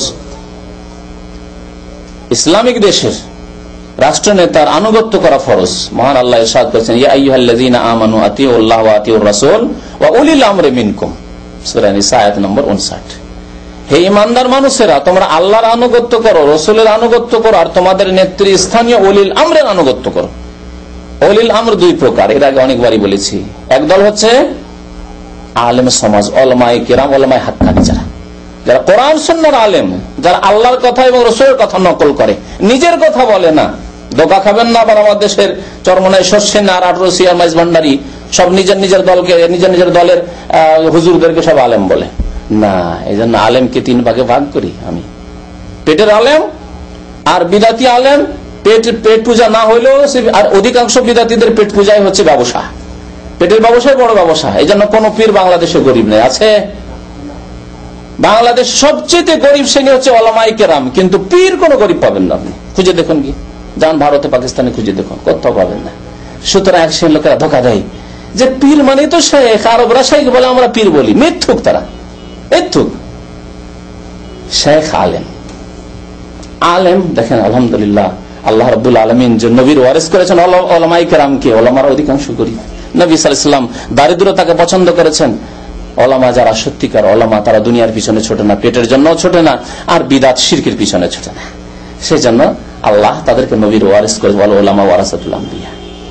পক্ষান্তরে পীর না, এরা ভণ্ড, এরা নবীর ওয়ারিসও নয়, আর এরা সুন্নতের অনুসারীও নয়, নবী কারীম সাল্লাল্লাহু আলাইহি সাল্লামের প্রতিনিধিও নয়, নায়েবে রাসূল নয়। এরা নায়েবে রাসূল, রাসূলের প্রতিনিধি হচ্ছে উলামায়ে কেরাম, উলামায়ে হক, যারা কোরআন এবং সুন্নাহ, আল্লাহ এবং রাসূলের কথা নকল করে, আল্লাহর কথা বর্ণনা করে আর রাসূলের কথা বর্ণনা করে, কাল আল্লাহ এবং কাল রাসূল। তো আল্লাহ আনুগত্য করতে বলেছেন উলামাদের। যেহেতু জনসাধারণ কোরআন বা হাদিস থেকে মাসলা মাসাইল নিতে পারবে না, তাহলে দক্ষ আলেমকে জিজ্ঞেস করতে হবে যে আমি নামাজ কেমন করে পড়বো, আমি রোজা কেমন রাখবো, আমি যাকাত দেবো, যাকাতের মাসলা মাসাইল আমাকে বলে দিন। তা আলেমের কাছ থেকে জানতে হবে, ওয়াউলিল আমরের আনুগত্য করো। কিন্তু তারা বলবে নিজের পক্ষ থেকে নয়, মন গড়া কথা নয়, সুযোগ সুবিধা মতো না, যে যাকে যেমন ফতোয়া, মুরগা খেয়ে ফতোয়া দিয়ে দিলাম আর দাওয়াত খেয়ে ফতোয়া দিয়ে দিলাম না, এরকম কাজ করলে হবে না। আবার আমাদের দেশে এরকমও চলে, যে যত খাওয়াইতে পারে ভালো, তাদের ফতোয়া, তাদের সুবিধাজনক ফতোয়া হাসিল করতে পারে। বিবি হারাম হয়ে গেছিল, কিন্তু ভালো করে হুজুরকে খাওয়াইয়ে দিয়ে বিবি হালাল করে নিল, এইরকম ফতোয়া নিলে হবে না। হ্যাঁ, আল্লাহ এবং রসুলের কথা যারা বললে তারা হচ্ছে উলিল আমর, কোরআন সুন্নাহর কথা। আর উলিল আমর দ্বিতীয় হচ্ছে রাষ্ট্রনেতা, যারা কোরআন সুন্নাহর বাস্তবায়ন করে, এরা সত্যি উলিল আমর, এরাই হচ্ছে উলিল আমর। তো উলুল আমরে এই দুই শ্রেণীর লোকেরা, উলিল আমরের আনুগত্য করতে হবে। তাহলে ইসলামিক দেশ যদি হয়, যেখানে কোরআন সুন্নাহর ইসলামিক আইনের বাস্তবায়ন হচ্ছে, সেখানে আনুগত্য করা ফরজ। আনুগত্য যখন ফরজ, তখন বিরুদ্ধাচরণ করা, বিদ্রোহ ঘোষণা করা, তাদের বিরুদ্ধে কোন রকমের পদক্ষেপ নেওয়া হারাম, হারাম। যদি কোনো ভুল ত্রুটি হয়, ভুল ত্রুটি তো মানুষের হবে, আমার ভুল হচ্ছে, আপনার ভুল হচ্ছে, আলেমের ভুল হচ্ছে, আর নেতার ভুল হতে পারে না, ইসলামিক দেশের নেতা ভুল হতে পারে না। তাহলে তাদেরকে উপদেশ দিতে হবে। আর দিন নসিহা, নবী সাল্লাল্লাহু আলাইহি ওয়াসাল্লাম বলেছেন, দিন হচ্ছে নসিহতের নাম, হিতাকাঙ্ক্ষী হওয়ার নাম, উপদেশ দানের নাম। উপদেশ আপনি দিতে পারবেন না, আপনি আপনার যোগ্যতম ওলামায়ে কেরামদের কাছে আপনি ফিরে আসবেন, বলবেন যে এই এই কাজগুলি, অন্যায় কাজগুলি হচ্ছে, এটা হচ্ছে ইসলামিক তরিকা। যখন যোগ্যতম আলেম তিনি যদি সরাসরি পৌঁছাতে পারেন জনগণের কথা, তাহলে পৌঁছাবেন। আর যদি পৌঁছাতে না পারেন, তাহলে তার চাইতে যিনি যোগ্য রয়েছেন তার কাছে পৌঁছাবেন। আর এমন যোগ্য আলেম যিনি রাষ্ট্রনেতাদের কাছে এই জনসাধারণের আওয়াজকে, যে এগুলি খারাপ, এগুলি অন্যায়, এগুলি ইসলাম বিরোধী কাজ হচ্ছে, এবং তারও ফরজ দায়িত্ব সে আলেমের, তারা নসিহত করতে থাকবেন যে ইত্তাকুল্লাহ, আল্লাহকে ভয় করুন, এবং অন্যায় কাজগুলি করেছেন তার কাছে পৌঁছাবেন। আর এমন যোগ্য আলেম যিনি রাষ্ট্রনেতাদের কাছে এই জনসাধারণের আওয়াজকে, যে এগুলি খারাপ, এগুলি অন্যায়, এগুলি ইসলাম বিরোধী কাজ হচ্ছে, এবং তারও ফরজ দায়িত্ব সে আলেমের, তারা নসিহত করতে থাকবেন যে ইত্তাকুল্লাহ, আল্লাহকে ভয় করুন, এবং অন্যায় কাজগুলি বাদ দিয়ে দেন, অন্যায় কাজগুলির অনুমতি দিয়েন না, অন্যায় কাজগুলি করতে দিয়েন না, বন্ধ করেন। রাস্তায় রাস্তায় ফিল্মের সিডি বিক্রি হচ্ছে, বড় ফিল্মের সিডি বিক্রি হচ্ছে, এ হচ্ছে, সে হচ্ছে, অন্যায় কাজ হচ্ছে, মদ দই হচ্ছে, তাহলে ওপরে আপনাকে জানাতে হবে। হ্যাঁ, আপনি জানিয়ে দিলেন, আপনার আর জবাবদিহি নেই, শেষ। কোথাও জেনা হচ্ছে, জেনার আড্ডা রয়েছে, ইত্যাদি ইত্যাদি, আপনি জানিয়ে দিলেন ওপরে। তার জন্য সংস্থা রয়েছে, দেখুন হাইয়াতুল আমরি বিল মারুফ, এখানে সংস্থা রয়েছে, জানিয়ে দিলেন, আপনার দায়িত্ব শেষ হয়ে গেল। তখন তাদের দায়িত্ব হয়ে গেল, তারা যদি বন্ধ করতে পারে বন্ধ করলো, না হলে তারা তাদের ওপরে যেসব লোকেরা রয়েছেন, যাদেরকে আল্লাহ রাব্বুল আলামিন নেতৃত্ব দিয়েছেন, তারা জবাবদিহি করবে, এবং তারা এই ক্ষেত্রে পদক্ষেপ নেবেন। কিন্তু আপনি কোন ভুলের কারণে, কোন ত্রুটির কারণে অস্ত্র ধারণ করতে পারবেন না। ভুল করেছে, সুতরাং তাদের বিরুদ্ধে অস্ত্র ধারণ করবো, জায়েজ না হয়। এই ক্ষেত্রেই নবী করিম সাল্লাল্লাহু আলাইহি ওয়াসাল্লাম বলেছেন যে মান মাতা ওয়া লাইসা ফি উনুকিহি বাইআহ, যে ব্যক্তি ইসলামিক দেশে বসবাস করলো আর এই অবস্থায় মারা গেল যে ইসলামিক রাষ্ট্রনেতার আনুগত্য করলো না, বিরুদ্ধাচরণ করে, অস্ত্র ধারণ করে, ভুল করেছে, উড়িয়ে দাও। হ্যাঁ, যেখানে সেখানে বম ব্লাস্টিং করো, সৌদি আরবের, যেহেতু ইসলামিক দেশে একটি দেশ, এই যদি করে ওয়ালাইসা ফি উনুকিহি বাইআহ, তাহলে সে আনুগত্য কোনো শপথ করেনি এই সরকার, ইসলামিক সরকারের সাথে বায়াত করেনি, তার আনুগত্য প্রকাশ করেনি, ফামাতা মিতাতান জাহিলিয়া, তাহলে তার মরণ হবে জাহিলিয়াতের মরণ হবে। রাসূলুল্লাহ সাল্লাল্লাহু আলাইহি ওয়াসাল্লামের সুন্নাত মোতাবেক মিল্লাতে রাসূলুল্লাহর উপর মরণ হবে না। কবরে যখন মুসলিমকে রাখা হয়, তখন দোয়া পড়া হয় কি, বিসমিল্লাহে ওয়া আলা মিল্লাতে রাসূলিল্লাহ। ইসলামিক সরকারের বিরুদ্ধে কেউ যদি অস্ত্র ধারণ করে, সে জনগণের বিরুদ্ধে ধারণ করুক, বা সেই দেশের ধন সম্পদের বিরুদ্ধে, সেই দেশের পেট্রোল খনির বিরুদ্ধে, সেই দেশের কোন সরকারি অফিসে গিয়ে আক্রমণ করুক, ইত্যাদি যেভাবে করুক না কেন, ফামাতা মিতাতান জাহিলিয়া, সে আনুগত্য প্রকাশ করলো না, বরং বিদ্রোহ ঘোষণা করলো, খুরুজ করলো, বেরিয়ে পড়লো সরকারের বিরুদ্ধে। বাগাওয়াত যাকে বলা হয় ইসলামের ভাষায়, আল্লাহ রাব্বুল আলামিন এদেরকে, এই দলটিকে বলেছেন বাগী দল, দেশদ্রোহী, ইসলামদ্রোহী, ইসলামিক রাষ্ট্রদ্রোহী দল বলা হয়েছে। ফাকাতিলুল্লাতী তাবগী, তাদের বিরুদ্ধে তখন অস্ত্র ধারণ করে তাদেরকে দমন করো, যারা বাগাওয়াত করেছে, বিদ্রোহ ঘোষণা করেছে। ফামাতা মিতাতান জাহিলিয়া, তাহলে ইসলামিক দেশে কেউ যদি অস্ত্র ধারণ করে, তাহলে জাহিলিয়াতের মরণ মরবে। এই হাদিস পীর মুরিদের ব্যবসার ক্ষেত্রে নয়, যে পীরের যে বায়াত না করে মারা গেল, মুরিদ হলো না, সে জাহিলিয়াতে মারা মরল। কোন রাষ্ট্র কায়েম করেছে বাংলাদেশে আজকে 2,98,000 তরিকা? আর নবী সাল্লাল্লাহু আলাইহি ওয়াসাল্লামের 400-500 বছর পরে এই বিদাতি বায়াত শুরু হলো, আর তারা বলছে এই বায়াত যে না করে পীর ধরলো না, যার পীর নেই তার পীর শয়তান। কি গুমরাহি বিরাজ করছে বাংলাদেশের জমিনে।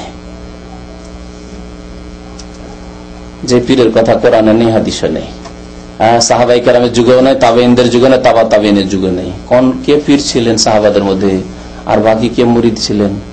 ইসলামী রাষ্ট্র তারা কায়েম করেছেন, খলিফাতুল মুসলিমিন হয়েছেন আবু বকর, সবাই আনুগত্য করেছেন। ওমর খলিফা হয়েছেন, সবাই আনুগত্য করেছেন। উসমান খলিফা হয়েছেন, আনুগত্য করেছেন। আলী রাদিয়াল্লাহু তাআলা খলিফা হয়েছেন, সবাই আনুগত্য করেছেন। তাই করুন, ইসলামী রাষ্ট্র কায়েম করুন বাংলাদেশে, আনুগত্য ফরজ হয়ে যাবে।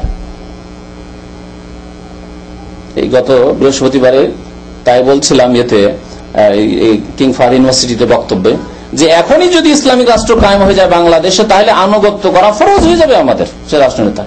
সুতরাং ইসলামিক তরিকা এনে যে রাস্তায় বেরিয়ে যাওয়া এবং টেনে হেঁচড়ে ফেলা, এই যে বিরোধী দলের কাজ হচ্ছে যে 5 বছর আগে যত তাড়াতাড়ি টেনে হেঁচড়ে ফেলে দিতে পারি আর আমরা গদিতে চলে যেতে পারি, এটাই না কাজ। গণতান্ত্রিক দেশগুলিতে এটাই তো থেকে গেছে কাজ, ইসলামের কাজ না। ইসলামের কাজ হচ্ছে সংশোধন করা, উপদেশ দেওয়া এবং তাদের হাত শক্ত করা, আর দায়িত্বশীল যারা নেতৃত্ব আছে তাদের কাজ হচ্ছে ইসলামী আইনের বাস্তবায়ন করা।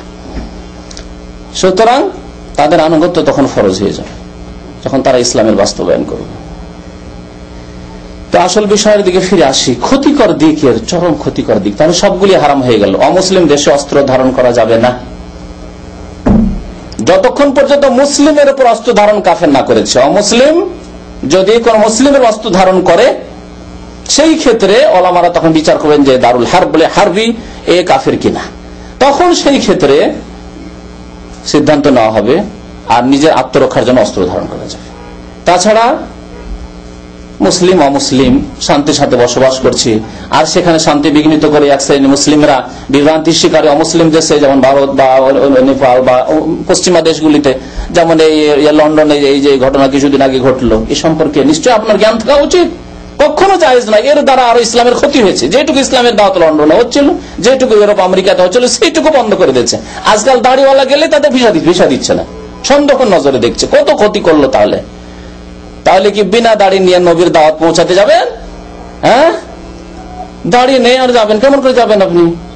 হ্যাঁ, ইউরোপিয়ান হয়ে যাবেন, চিনতেই যাতে না পারে যে মুসলিম, ওই রকম আর ইসলামের দাওয়াত চিল্লা দিতে যাবেন নাকি? আপনার চিল্লার কথা শুনবে কি আপনার আকার আকৃতি দেখে? তাহলে রাস্তা বন্ধ করে দিল ইসলামী দাওয়াতের।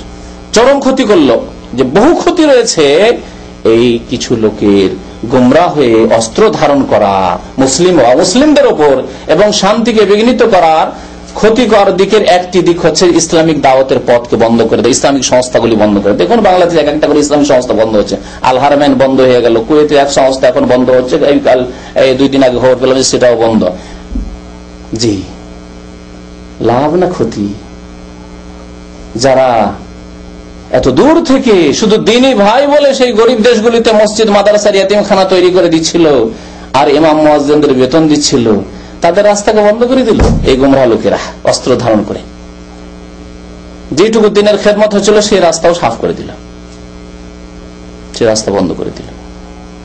ক্ষতিকর দিকগুলি, প্রথম ক্ষতিকর দিক হচ্ছে যে এটি হারাম কাজ। হারাম কাজ ইসলামিক শরীয়তে জায়েজ নয়, না পৃথিবীর কোন মানব রচিত আইনেই জায়েজ রয়েছে। তাহলে কোন আইনের ভিত্তিতে? না মানব রচিত আইনের ভিত্তিতে জায়েজ করতে পারছেন। যেমন গণতন্ত্র, গণতন্ত্র ইসলামে না থাকলে এক শ্রেণীর লোকের গণতন্ত্র নিয়েছে, আরে মানব রচিত আইনে তো ভালো পথ এটি। তুমি যদি এগিয়ে আসতে চাও, শক্তি অর্জন করতে চাও, তাহলে চলে আসো গণতান্ত্রিক পদ্ধতি, ডেমোক্রেসিতে চলে আসা। করছে কিনা? যদি ইসলামে নাই সেটি, তাহলে মানব রচিত আইন না। আর মানব রচিত আইনের ভ্রুক্ষেপ আমাদের করা উচিত না, সেটি আমাদের আইন নাই। কোরআন সুন্নাহ আমাদের হচ্ছে বিধান, কোরআন সুন্নাহর বিধানে জায়েজ নাই, ইসলামী শরীয়তে জায়েজ নাই যে কোনো মুসলিম অস্ত্র ধারণ করবে, না ইসলামিক দেশে, না মুসলিম দেশে, এমনকি না কাফের দেশে যেখানে শান্তির সাথে বসবাসের আমাদের সুযোগ রয়েছে। বরং এটি হচ্ছে নির্দোষী, নিরপরাধ, মাসুম লোককে হত্যা করা শামিল।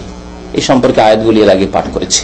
প্রিয় নবী মুহাম্মদ রাসূলুল্লাহ সাল্লাল্লাহু আলাইহি ওয়াসাল্লাম ইরশাদ করেছেন একটি হাদিসে, লা যাওয়ালুদ দুনিয়া আহওয়ানু আলাল্লাহ মিন কাতলি রাজুলিন মুসলিম। পৃথিবী ধ্বংস হয়ে যাওয়া একটি মুসলিমের খুন করার তুলনায় আল্লাহর নিকটে সহজ, হালকা। কথাটি বুঝে উঠলেন? পৃথিবী ধ্বংস একদিক, এটি হচ্ছে বড় বিপদ, আর আরেকটি বিপদ হচ্ছে একজন মুমিনের একজন মুসলিমের খুন বেগাইর হক অন্যায় ভাবে।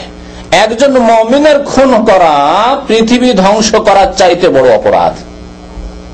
তাহলে সারা পৃথিবী একদিকে, আর সারা পৃথিবীর মূল্যের চাইতে বেশি মূল্যবান হচ্ছে একজন মুমিন, একজন মুসলিমের জীবন। তাহলে মুসলিম দেশে, বাংলাদেশের মতো দেশে, পাকিস্তানের মতো দেশে বা যে কোনো দেশে রাস্তাঘাটে, শহরে, বাজারে, যেখানে সেখানে গোলা বারুদ ব্যবহার করা আর নির্দোষী লোকদেরকে, শিশু, নারী এসব হত্যা করা কোন ইসলামে জায়েজ হতে পারে? কোন শরীয়তে জায়েজ হতে পারে? কোন শরীয়তে, কোন বিধানে জায়েজ না।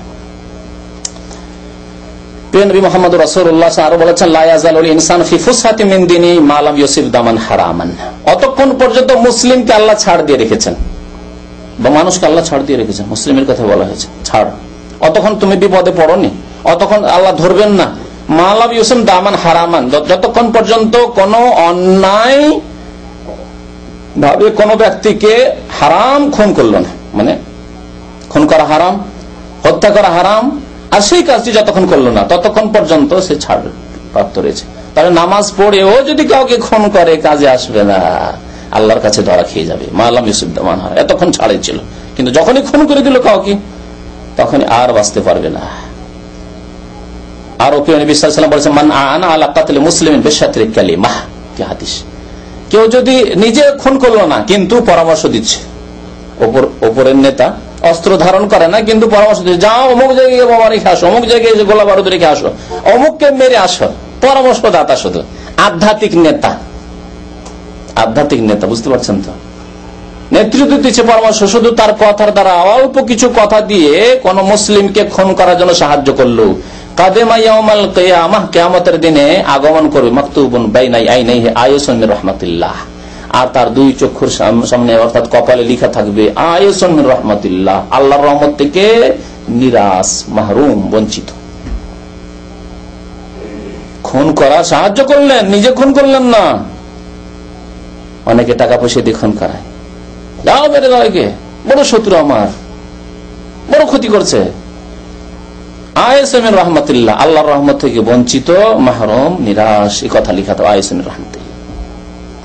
একবার আব্দুল্লাহ বিন উমর রাদিয়াল্লাহু তাআলা আনহুমা কাবার দিকে দেখছেন, আর কাবাকে সম্বোধন করে বলছেন, ওয়াল্লাহি ইন্নাকা লাযীমা ইনদাল্লাহ, হে কাবা তুমি আল্লাহর নিকটে অত্যন্ত মহান, কত মর্যাদা তোমার, তুমি আল্লাহর ঘর বাইতুল্লাহ, তোমাকে আল্লাহ স্পেশালি তৈরি করিয়েছেন ইব্রাহিম আলাইহিস সালামকে আদেশ করে, যে তৈরি করো, ঘর তৈরি করো, এবং এই ঘরকে পাক রাখো তাওয়াফকারীদের জন্য, রুকুকারী, সিজদাকারীর জন্য, ইতিকাফকারীর জন্য। ওয়াতাহহির বাইতি লিত-তায়িফিন ওয়াল আকিফিন ওয়া রুকআই সুজুদ, আল্লাহর আদেশে তৈরি না এই ঘর।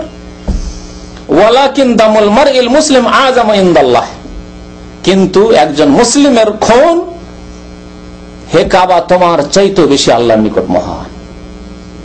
এ হচ্ছে মূল্য। কিন্তু মুসলিমদের খুন করা, কাফেরদের কাছে তো সবচাইতে সস্তা হচ্ছে মুসলিমের রক্ত। স্বাভাবিক, কাফের আল্লাহর শত্রু, আল্লাহর দিনের শত্রু, মুসলিমের শত্রু। কাফের কাছে সবচাইতে সস্তা, পানির চাইতে, পেট্রোল চাইতে, দুনিয়ার সবকিছু চাইতে সস্তা হচ্ছে মুসলমানের রক্ত। মুসলমান খুন হলে তাদের মাথা ব্যথা হয় না, কিন্তু একটা কাফের খুন হয়ে যাক, দেখুন কি শুরু করে। তাদের দুই মুখী চাল চলন ঠিক কাফেরদের। কিন্তু মুসলিম এই কাজ কি করে করতে পারে, যে একজন মুসলিমের রক্তকে কাবার চাইতেও বেশি মর্যাদাবান বলা হয়েছে। এই ধরনের কাজ দ্বারা মুসলিম দেশের স্থিতিশীলতা কে ধ্বংস করা হচ্ছে, শান্তি বিঘ্নিত করা হচ্ছে, অশান্তি সৃষ্টি করা হচ্ছে, নিরাপত্তাকে দূর করে দেওয়া হচ্ছে, ভীত সন্ত্রস্ত করা হচ্ছে। অথচ আল্লাহ রাব্বুল আলামিন মানুষের উপর এহসানের কথা তার বলেছেন যে আমি নিরাপত্তা দান করেছি তাদেরকে। এই নিরাপত্তা আল্লাহর বড় এহসান, অবদান। কারণ মানুষ খেয়ে দিয়ে পেটে আরাম আছে, তারপরে ঘুম আসবে না যদি নিরাপদ না হন বাড়িতে। আর না খেয়েও যদি ঘুমান, যখন ক্লান্ত হবেন, পেটের জ্বালা থাকলে ঘুম চলে আসবে, আসবে না? নিরাপদ যদি থাকেন, কোনো চিন্তা নেই, যখন ঘুমাতে যাচ্ছেন কোনো টেনশন নেই, আরামে নিজের বাড়িতে ঘুমাচ্ছেন বা যেখানে বাসা রয়েছে ঘুমাচ্ছেন, না চোর বলে ভয়, না ডাকাত বলে ভয়, না কোনো কেউ খুন করবে এরকম ধমক দিয়ে রেখেছে, ভীত সন্ত্রস্ত, কোনো ভয় নেই। আলহামদুলিল্লাহ, ঈশার নামাজটা পড়লেন আর গিয়ে সারাদিনের ক্লান্তি ছিল, সাথে সাথে ঘুম চলে আসলো। কিন্তু যদি এইরকম ভয় থাকে যে জানি না কখন যে কে মেরে দেয়, এত শত্রু, আর এই যে এত অশান্তি, যেখানে সেখানে গোলা বারুদ, যেখানে সেখানে বোমা বিস্ফোরণ হচ্ছে, কখন যে মরে যায়। তার না বাজারে শান্তি, না হাটে শান্তি, না ঘাটে শান্তি, না ট্রেনে বাসে শান্তি, না বাড়িতে শান্তি, কোথাও শান্তি নেই। আল্লাহ রাব্বুল আলামিন কুরাইশের উপর ইহসানের কথা বলছেন, হে কুরাইশ ফালিয়াবুদু রাব্ব হাযাল বাইত, এই ঘরের রবের ইবাদত করো, শিরক কেন করছো তোমরা? আল্লাযী আত'আমাহুম মিন জু' ওয়া আমানাহুম মিন খাউফ, যে আল্লাহ তোমাদের দুটি হচ্ছে অত্যন্ত প্রয়োজনীয় বস্তু, এই দুইটি জিনিস ছাড়া পৃথিবীতে শান্তিতে বেঁচে থাকতে পারো না। এক হচ্ছে খিদা দূরীকরণ, আল্লাযী আত'আমাহুম মিন জু', সেই আল্লাহর ইবাদত করো, সেই রবের ইবাদত করো যিনি খিদার সময় তোমাদেরকে অন্ন দান করে থাকেন, খাদ্য দিয়ে থাকেন। ওয়া আমানাহুম মিন খাউফ, আর ভয়ের সময় নিরাপত্তা দান করে থাকেন, নিরাপদ করে থাকেন, ভয় দূর করে থাকেন। তোমাদেরকে নিরাপদ করেছেন মক্কা নগরীতে। নিরাপদ ছিল মুসলিমরা, আজকে রাস্তাঘাটে গেলে নিরাপদ নয়, ছেলে মেয়েকে স্কুলে পাঠিয়ে নিরাপদ নয়, জানি না কোথায় যে কি হয়ে যায়, কি করে জায়েজ হতে পারে এরকম কাজ। আর মুসলিম দেশে যদি স্থিতিশীলতা না থাকে তাহলে অমুসলিমরা খুশি হবে, অমুসলিমরা সুযোগ পাবে যে এখানে তো কলহ লেগে আছে, গৃহযুদ্ধ লেগে আছে, ঘরোয়া দ্বন্দ্ব লেগে আছে, এই সুযোগই সুযোগ। তাহলে ফায়দা কার হবে? অমুসলিমের সুযোগ হবে, কাফের সুযোগ হবে। এই সুযোগ করে দেওয়া হচ্ছে। তাহলে ধর্মের নামে বা ধর্মের নামে না হোক, যদি অস্ত্র ধারণ করা মুসলিমের বিরুদ্ধে, তাহলে কাফেরদের আরো সুযোগ করে দেওয়া হচ্ছে।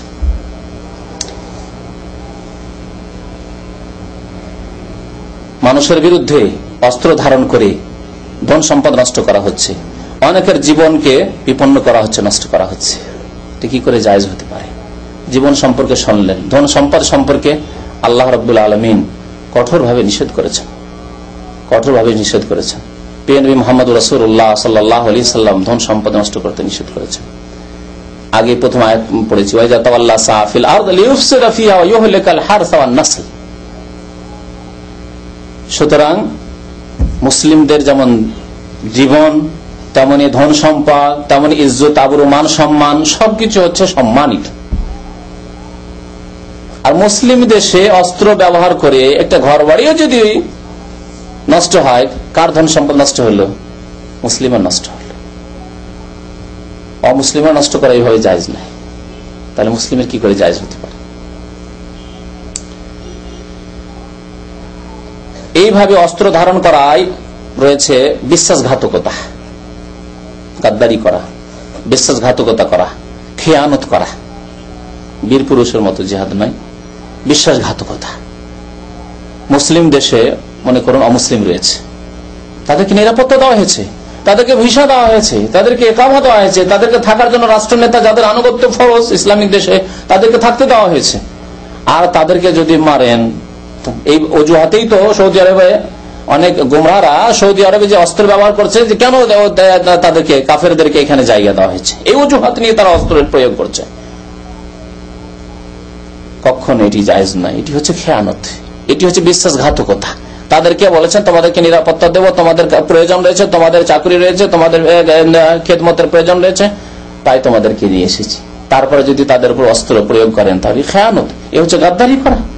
আল্লাহ রাব্বুল আলামিন তা হারাম করেছেন।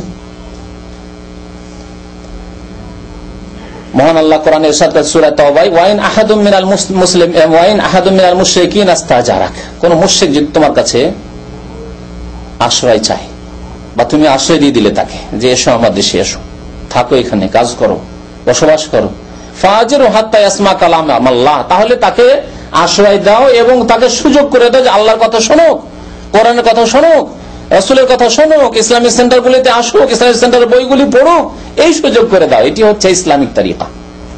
ফাজিরু হাত্তা ইয়াসমা কালাম আল্লাহ, আল্লাহর কালাম শোনার জন্য ব্যবস্থা করে দাও। তাহলে আপনার উচিত ছিল একজন অমুসলিম থাকলে তাকে নিয়ে এসে কোন ইসলামিক সেন্টার, ইসলামিক সংস্থাতে নিয়ে এসে তাকে কিছু ইসলাম সম্পর্কে জ্ঞান দান করা, হতে পারে কালেমা লা ইলাহা ইল্লাল্লাহ মুহাম্মাদুর রাসূলুল্লাহ পড়ে সে ওমর হয়ে যাবে। জি, হাত্তা ইয়াসমা কালাম আল্লাহ সুম্মা আবলিগহু মা'মানা, অতঃপর তার সময়সীমা শেষ হলে তাকে নিরাপদ স্থানে পৌঁছে দাও, তার দেশে নিরাপদভাবে পৌঁছে দাও, হস্তক্ষেপ করিও না।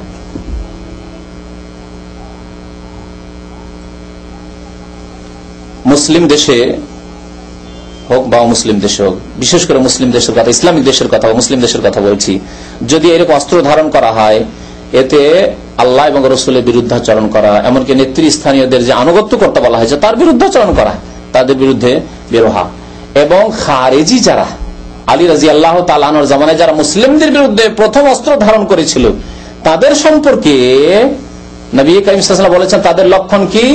ইয়াকতুলুনা আহলাল ইসলাম ওয়া ইয়াদাউনা আহলাল আওসান।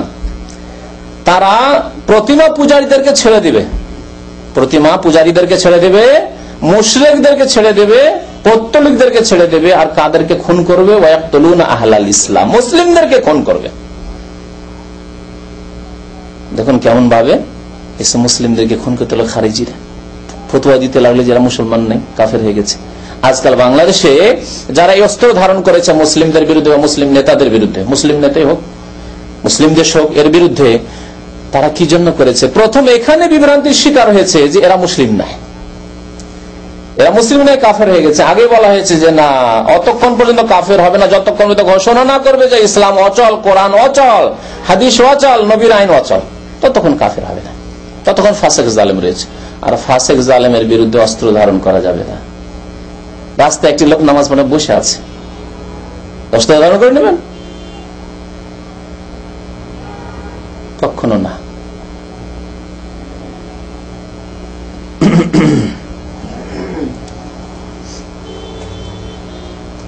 এতে রয়েছে অশান্তি সৃষ্টি করার সাথে সাথে ভীত সন্ত্রস্ত করা। ভীত সন্ত্রস্ত করা জায়েজ নয়। এর আগে নবী করিম সাল্লাল্লাহু আলাইহি হাদিস বলেছি যে ব্যক্তি মুসলমানের উপর অস্ত্র ধারণ করবে, অস্ত্র উঠাবে, শুধু ব্যবহার করবে না, শুধু উঠিয়ে ভয় দেখালো, ফালাইসা মিন্নাহ, মান হামাল আলাইনা সিলাহা ফালাইসা মিন্নাহ, সে আমার উম্মতের লোক না। ক্ষতিকর দিকগুলির আরেকটি ক্ষতিকর দিক বলি আপনাদেরকে, যে ক্ষতিটি সামনে দেখা যাচ্ছে তা হচ্ছে যে ইসলামের ভাবমূর্তি নষ্ট করা। ইসলাম শান্তির দিন মুসলিমরাও জানে আর অমুসলিমও জানে, কিন্তু যখনই ইসলামের নাম দিয়ে অস্ত্র ধারণ করা হয়েছে, চোর ডাকাতের অস্ত্র ধারণ করলে কাফের বলতো না যে দেখো ইসলাম বলছে তাদেরকে, ইসলাম কি চুরি করতে বলেছে, ইসলাম ডাকাতি করতে বলেছে, কিন্তু দাড়ি রেখে আর ইসলামিক লেবাস পোশাক রেখে আর ইসলামের দোহাই পড়ে আমরা জিহাদ করছি, আর মুসলিমকে যদি খুন করে বা অমুসলিমকে খুন করে, যেখানে আল্লাহ রাব্বুল আলামিন জায়েজ করে অন্যায় ভাবে যদি খুন করে, তাহলে এতে অমুসলিমদের কাছে ইসলামের ভাবমূর্তিকে নষ্ট করে দেওয়া হচ্ছে। অমুসলিমের ভাবছে ইসলাম মানে খুন করা, ইসলাম মানে সন্ত্রাস। এখন অমুসলিম বিশ্বে ইসলাম আর সন্ত্রাসকে একই অর্থে তারা ব্যবহার করে একটা বেটার চান্স পেয়ে গেছে, সুযোগ পেয়ে গেছে। যেখানে ইসলামের কথা সেখানে সন্ত্রাস, যেখানে দাড়ি সেখানে সন্ত্রাস, যেখানে টুপি সেখানে সন্ত্রাস। এই যে সুযোগ কাফেররা পেয়ে গেল, এই সুযোগ কে করে দিল? এই গুমরাহ লোকেরা করে দিল। এই গুমরাহ লোকেরা এই সুযোগ করে দিল। চরম অপরাধে ইসলামকে বিকৃত করে তাদের সামনে পেশ করা হলো। আরেকটি ক্ষতি, গুরুত্বপূর্ণ ক্ষতি, তা হচ্ছে যে ধার্মিক মুসলিমদের সম্পর্কে এখন অমুসলিমদের একেবারে ভ্রান্ত ধারণা। ইসলাম সম্পর্কে তো ধারণা হয়েছে, ওটা তো আরো বড় অপরাধ, কিন্তু যত ধার্মিক দেখছে, দেখলে তারা ভয়ে ভীত। একটা দাড়িওয়ালা দেখলে একটা কাফের, ভীত সন্ত্রাস, জানি না হয়তো এই বোমা নিয়ে আছে, হয়তো এটা করলো কি? অমুসলিমদের কথা বাদ দেন, বাংলাদেশে যান, দাড়িওয়ালা দেখলেই ভাবছে এও নাকি হয়তো সেও তাদেরই দল, হয়তো যাদের সম্পর্কে শ্রদ্ধা নজরে ফাসেকরাও বাংলা সমাজে, বিশেষ করে ফাসেক, বেনামাজি, একক তো নামাজ পড়ে না, জুমা পড়া বা ঈদ পড়া মুসলমান বা জাতিতে শুধু মুসলমান, তারপর আমার দেশে আলেম ওলামাকে শ্রদ্ধা করত। আমার দেশের ফাসেক মুসলমানরা, আর অধিকাংশই ফাসেক মুসলমান, তারা আলেম ওলামাকে, দাড়িওয়ালা টুপিওয়ালাকে শ্রদ্ধা করতো না? করতো না। কিন্তু আজকাল পরিস্থিতি কোন দিকে গিয়েছে দেখেছেন? দাড়িওয়ালা দেখলেই জানি না এ হয়তো ওই দলেরই লোক, হ্যাঁ ওই দলেরই লোক, সাবধান, এদেরকে দেখলে ভয়, অফিসাররা ভয় করে। কাউন্টারে গিয়ে দাঁড়িয়েছেন আপনি, নিজের গরজে আপনার সাথে কথা বলতে চায় না। আল্লাহ আমাদের কয়েক ভাই বলছেন যে এক যুগ ছিল যে দাড়িওয়ালা টুপিওয়ালা দেখলে অফিসার তাড়াতাড়ি লাইনের মধ্যে এই হুজুরের কাজটা করে দিই, হুজুরের কাজটা করে দিই, মৌলানা সাহেবের কাজটা একটা করে দিই। আর আজকাল ওদের দেখলে আরো ভুরক্ষেপ পড়ে না, এদের সাথে কথা বলে ভয় আছে, কথা বললে ঝামেলা আছে, জানি না কি বলতে কি করে উড়িয়ে দেয়। হ্যাঁ, কত ভয়, কত ক্ষতি করলো এই চরমপন্থীরা। এগুলো হচ্ছে ক্ষতি, আর ক্ষতির দিকের শেষ নাই যে ক্ষতিগুলি এরা করলো। সুতরাং সতর্ক হয়ে যান। এবং বুঝে রাখুন যে আল্লাহ রাব্বুল আলামিন জিহাদ ফরজ করেছেন। আপন জায়গায় জিহাদ ঠিক আছে, কিন্তু জিহাদের শর্ত রয়েছে। জিহাদের দুটি চিঠি আয়াত পড়িয়ে দিয়ে আর জিহাদের শর্ত দেখলেন না, তাই যদি হয়তো জিহাদ ফরজ সব জায়গায়, তো মক্কায় কেন আল্লাহ রাব্বুল নিষেধ করলেন? বরং আগে বলেছে জিহাদ হারাম ছিল মক্কায়, ঠিক না? হারাম ছিল। তারপর আল্লাহ অনুমতি দিলেন ফরজ প্রথমখানে, আল্লাহ বলছেন ওযানা লিল্লাযিনা, অনুমতি দিলেন। তাহলে পরিস্থিতি সামনে রেখে আল্লাহ রাব্বুল আলামিন তখন অনুমতি শুধু ফরজ করলেন না, তারপরে আল্লাহ রাব্বুল আলামিন ফরজ করলেন। তারপরে মনে রাখবেন যে মুসলিম আর কাফেরদের কয়েকটি শ্রেণী, জিম্মি, মুআহাদ, মুস্তামান, এই 4 শ্রেণীর মানুষের বিরুদ্ধে কখনো অস্ত্র ধারণ করা যাবে না। এই কথাটা শেষখানে শুনে রাখুন, ফুকাহে কেরামদের কথা, আর প্রত্যেকটির পিছনে কোরআন এবং হাদিসের দলিল রয়েছে। মুসলমান সে ফাসেক হইলেও, ফাসেক, খুনি, সারাবি, লম্পট, জানি, ব্যভিচারকারী হলেও যতক্ষণ করবে, যদি বিবাহিত হয় সে খুনের যোগ্য, কিন্তু ইসলামিক সরকার আগে মনে রাখবেন। তাহলে যতই পাপী হোক না কেন, কোন ব্যক্তির জন্য অস্ত্র ধারণ করা মুসলিমের বিরুদ্ধে ফাসিক হলেও জায়েজ নয়। মুসলিম হয়ে গেল, জিম্মি যারা মুসলিম দেশে জিজিয়া কর দিয়ে থাকে, তাদের বিরুদ্ধে অস্ত্র ধারণ করা জায়েজ নয়। মুস্তামান যাদেরকে নিরাপত্তা দান করে দেওয়া হয়েছে, কোন একজন মুসলিম নিরাপত্তা দান করেছে বা ইসলামিক সরকার নিরাপত্তা দান করেছে যে আসো আমাদের দেশে বিশেষ কাজের জন্য, তাকে নিয়ে আসা হয়েছে কিছুদিনের জন্য, আমন দেওয়া হয়েছে, নিরাপত্তা দান করা হয়েছে, তার বিরুদ্ধে অস্ত্র ধারণ করা জায়েজ নাই। মুআহাদ যার সাথে চুক্তি করা হয়েছে, কোন এক দেশের অন্য দেশের সাথে চুক্তি হয়ে গেছে, এখন সারা বিশ্বের অমুসলিম দেশের সাথে মুসলিম দেশগুলি চুক্তি আছে না নেই? হ্যাঁ, কূটনৈতিক সম্পর্ক আছে, দূতাবাস আছে, দূতাবাসের মাধ্যমে সম্পর্ক আছে, এমন কোন দেশ নেই যার সাথে সম্পর্ক হয়তো ছিন্ন আছে, ইসরায়েল ছাড়া। তাহলে যখন এই সম্পর্ক আছে আর এই চুক্তিতে আবদ্ধ, আন্তর্জাতিক চুক্তিতে আবদ্ধ যে তোমরা আমাদের বিরুদ্ধে হস্তক্ষেপ করবে না, আমরা তোমাদের বিরুদ্ধে হস্তক্ষেপ করবো না, এরা হচ্ছে কি এই অমুসলিম দেশগুলো হচ্ছে মুআহাদ, তাহলে এদের বিরুদ্ধে অস্ত্র ধারণ করা যাবে না। দলিলটি শুনিয়ে দিয়ে প্রিয় নবী সাল্লাল্লাহু আলাইহি ওয়াসাল্লাম বুখারী শরীফের হাদিসে বলছেন, মান কাতালা মুআহাদান, যেই ব্যক্তি চুক্তিতে আবদ্ধ অমুসলিমকে হত্যা করবে, লাম ইয়ারাহ রায়াহাতাল জান্নাহ, সেই ব্যক্তি জান্নাতের সুগন্ধি পর্যন্ত পাবে না। জান্নাত পাওয়া তো দূরের কথা, জান্নাতের সুগন্ধি পর্যন্ত পাবে না।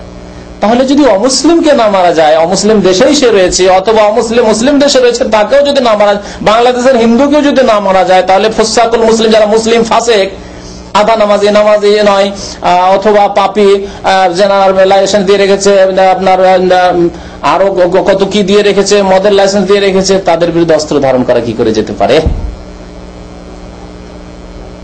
বুঝে না উচিত এই গুমরাহদেরকে, যারা ধর্মের নামে গুমরাহ হয়েছে। তাহলে মুসলিম হয়ে গেল, আর কি হলো? নামগুলি জিম্মি, জিজিয়া করে মুসলিম দেশে থাকে, খনিকের জন্য এসছে, মুস্তামান মুসলিম দেশে এসেছে, তারপর চলে যাবে। মুআহাদ যাদের সাথে চুক্তিতে আবদ্ধ সারা বিশ্বের অমুসলিম।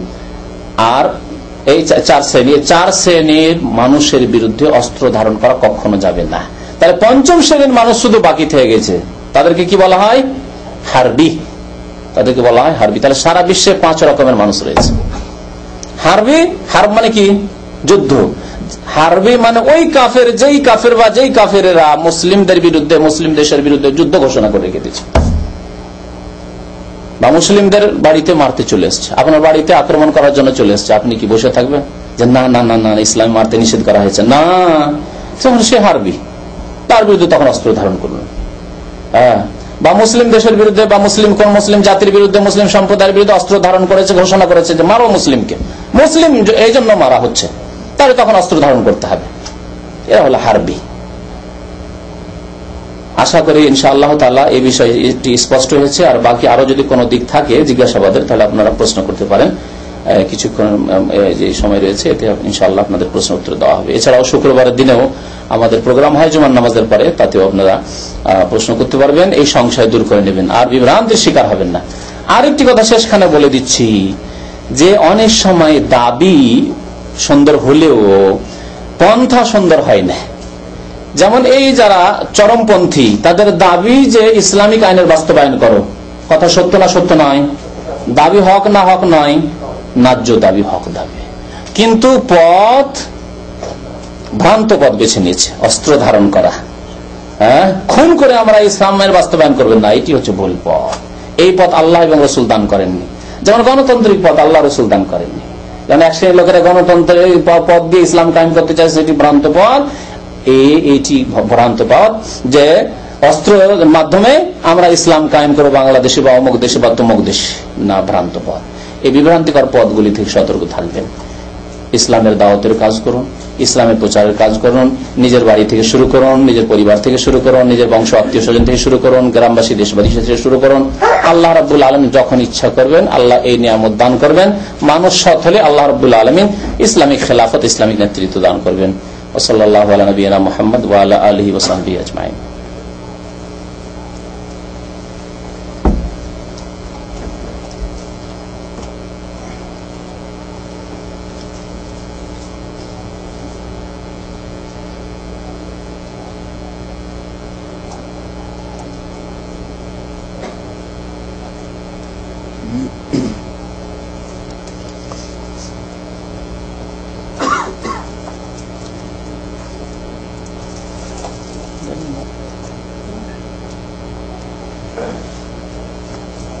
একটি প্রশ্ন করেছেন আমাদের ভাই শেখ আব্দুর রহমান, মনে পড়ে গেল এখানে একটি কথা। এই লোকটির নাম হচ্ছে আব্দুর রহমান। আব্দুর রহমান মানে কি? আল্লাহর বান্দা, রহমানের বান্দা। বাংলাদেশের একটি পত্রিকা নজরে আসলো, আর সেটিও ইসলাম ঘেঁষা পত্রিকা ইনকিলাব। কি অবস্থা আমাদের ইসলামের! ইসলামের জানাজা খাটে উঠে গেছে, এই হচ্ছে অবস্থা। নাম লিখেছে শেখ রহমান, পড়েছেন হয়তো পত্রিকা। যদি ইনকিলাবের অবস্থা এই হয়, তো বাকি যেগুলি বেদিন বা ইসলাম দ্রোহী যেগুলি পত্র পত্রিকা, যেমন জনকণ্ঠ বা এই ধরনের পত্রিকা, তাহলে বাংলাদেশের পত্রিকার যদি অবস্থা হয়, তাহলে ভারতের পত্রিকার কি অবস্থা হতে পারে? তাহলে মুসলিম দেশের পত্রিকা আর অমুসলিম দেশের পত্রিকায় কোনো পার্থক্য আছে? এর নামটি লিখতে জানে না, এই হচ্ছে মুসলিমদের অবস্থা। শেখ রহমান মানে শেখ আল্লাহ, রহমান আল্লাহর নাম, বিসমিল্লাহির রহমানির রহিম। এইটুকু যে দেশের লেখকরা জানে, রাইটাররা জানে না, সাংবাদিকরা জানে না, পত্র পত্রিকার এডিটর সম্পাদকরা জানে না, সেই দেশের অবস্থা কোথায়? কোথায় ইসলাম কায়েম করবেন? সমুদ্রের উপরে, বঙ্গোপসাগরে? ইসলাম শেখা উচিত এসব লোকদেরকে। শেখ রহমান, শেখ রহমান, বড় আফসোস লাগলো এই শেখ রহমানের হেডিং দেখে আমাকে। তো আব্দুর রহমান ও বাংলা ভাইয়ের ইসলামের বিধানে, এই যে বাংলার রোগ আপনাদের, বিধান আর বিধান তো বুঝতে হবে, কি শাস্তি হওয়া উচিত। আল্লাহ রাব্বুল আলামিন যে শাস্তি দান করার কথা বলেছেন, সেই শাস্তি যদি বাংলাদেশ সরকার দিত, তাহলে এই শাস্তি শুনে লাভ ছিল। সুতরাং এই শাস্তি আমার কাছ থেকে শুনবেন, আর ওই শাস্তি বাংলাদেশে আরো কি শাস্তি হবে, আর দুটাতে সংঘর্ষ লাগাবেন, কিছু লাভ নেই। তাহলে আমার করণীয় হচ্ছে যে দোয়া করেন এবং চেষ্টা করেন, আর বৈধ চেষ্টা, অর্থাৎ দাওয়াতের মাধ্যমে চেষ্টা। মুসলিমদের বিরুদ্ধে অস্ত্র ধারণ করা জিহাদ নয়। তারা বলছে কিনা যে জিহাদ, দাওয়াত এবং জিহাদ করতে হবে, তো জিহাদ তো আর মুসলিমদের বিরুদ্ধে হয় না, জিহাদ হবে আরবিদের বিরুদ্ধে। তাও স্পষ্ট হলো যে পঞ্চম শ্রেণীর মানুষ যে, তাদের বিরুদ্ধে জিহাদ হবে। তাহলে এটি তাদের জিহাদও নয়। আর বাংলাদেশে ইসলামিক আইনের বাস্তবায়ন নেই, সুতরাং ইসলামিক আইনের কথা শুনে আপনাদের লাভ নেই। যেমন আজকাল দাসের ফতোয়া শুনে লাভ আছে কি? এই জন্য আমরা যখন মাদ্রাসায় শিক্ষকতা করতাম আর ছাত্রদেরকে পড়াইতাম ওই দাসের হাদিসগুলি, তখন বলতাম এগুলো কিতাবে রেখে দেওয়ার জন্য, বাবা এগুলো পড়ে নিয়ে কিতাবে রেখে দাও। হ্যাঁ, আর আল্লাহ যদি কোনোদিন ইসলামের রাষ্ট্র কায়েম করে, তখন দাসের মশলা মশালে প্র্যাকটিক্যালে প্রয়োজন হবে, বাকি এগুলো কিতাবে রাখার জন্য। তো এই শেখ আব্দুর রহমান ইসলামের দৃষ্টিতে কি হবে না হবে, ওটা এখন কিতাবে রেখে দেওয়ার জন্য। কিতাবে থাক, যখন ইসলাম কায়েম হয়ে যাবে তখন সেখানে উলামায়ে কেরামরা ফতোয়া দিবেন, বা কাজী, ইসলামিক কাজী হবেন, সে কাজী সাহেব যে ফতোয়া দেবেন, সৌদি আরবে কাজী সাহেবের আদেশেই শাস্তি হয়। আগামীকালকে বুধবারে সকালে একটা খুনের কেস আছে কাতিফ কোর্টে, তো আমাদেরকে অনুবাদ করার জন্য ডেকেছে। তো সেখানে গিয়ে আমরা দেখি যে কিতাব, সব ইসলামিক কিতাব, কাজীর পুরো লাইব্রেরি ভর্তি আছে। অনেক সময় কাজী যখন দ্বিধাদ্বন্দ্বে পড়ে যায় যে এই সম্পর্কে কি বিচার করা উচিত, ফাইল টাইল পড়ার পরে কিতাব ঘাটাঘাটি শুরু করে দেয়। আমাদের অনুবাদ শুনলো, তারপরে কিতাব ঘাটাঘাটি শুরু করে দেয়, আমাদের সামনেও কিতাব ঘাটাঘাটি শুরু করে। তো যখন এইরকম ইসলামিক আইনের বাস্তবায়ন হওয়ার মতো পরিস্থিতি বাংলাদেশে তৈরি হবে, দোয়া করুন আল্লাহর কাছে, এবং নিজে সৎ হন। নিজের নামাজি না হয়ে অধিকাংশ বেনামাজি মুসলমান থাকবে, আর ওই সমুদ্রের পানির উপরে কি ইসলাম কায়েম হবে নাকি? আর ইসলামী আইনের বাস্তবায়ন হবে? কখনো হবে না। তারপরে জানবেন ওইটাই ভালো হবে। জি, বাকি তারা মুসলমান। একটি কথা শুনে, তারা মুসলমান। মুসলমানকে খুন করলে কি কাফের হয়? কবরে সিজদা করলে কাফের মুশরিক হয়ে যায়, কিন্তু মুসলমানকে খুন করলে ফাসিক হয়। যেমন ইসলামিক আইনের যারা বাস্তবায়ন করে না তারা ফাসেক, তেমনি মুসলিমকে খুন করলে ফাসেক।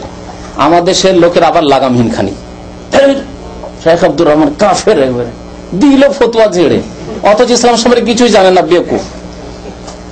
যেমন সরকারের বিরুদ্ধে ফতোয়া ঝেড়ে দিলে ইসলামিক আইন নেই, কিচ্ছু নেই, কাফের দিল ফতোয়া ঝেড়ে। ওই রকম যারা আজকাল এতে খুব প্রভাবিত আর এদের অন্যায়গুলিকে খুব দেখছে টিভিতে প্রচার মাধ্যমে, এইরকম কাজ করেছে, একেবারে কাফের কাফের দিল ইহুদি আর খ্রিস্টান বানিয়ে। বুঝতে পারছেন, এগুলি বড় গোমরাহি। আপনাদের নিজের ক্ষতি করবেন না, নিজের ক্ষতি করবেন।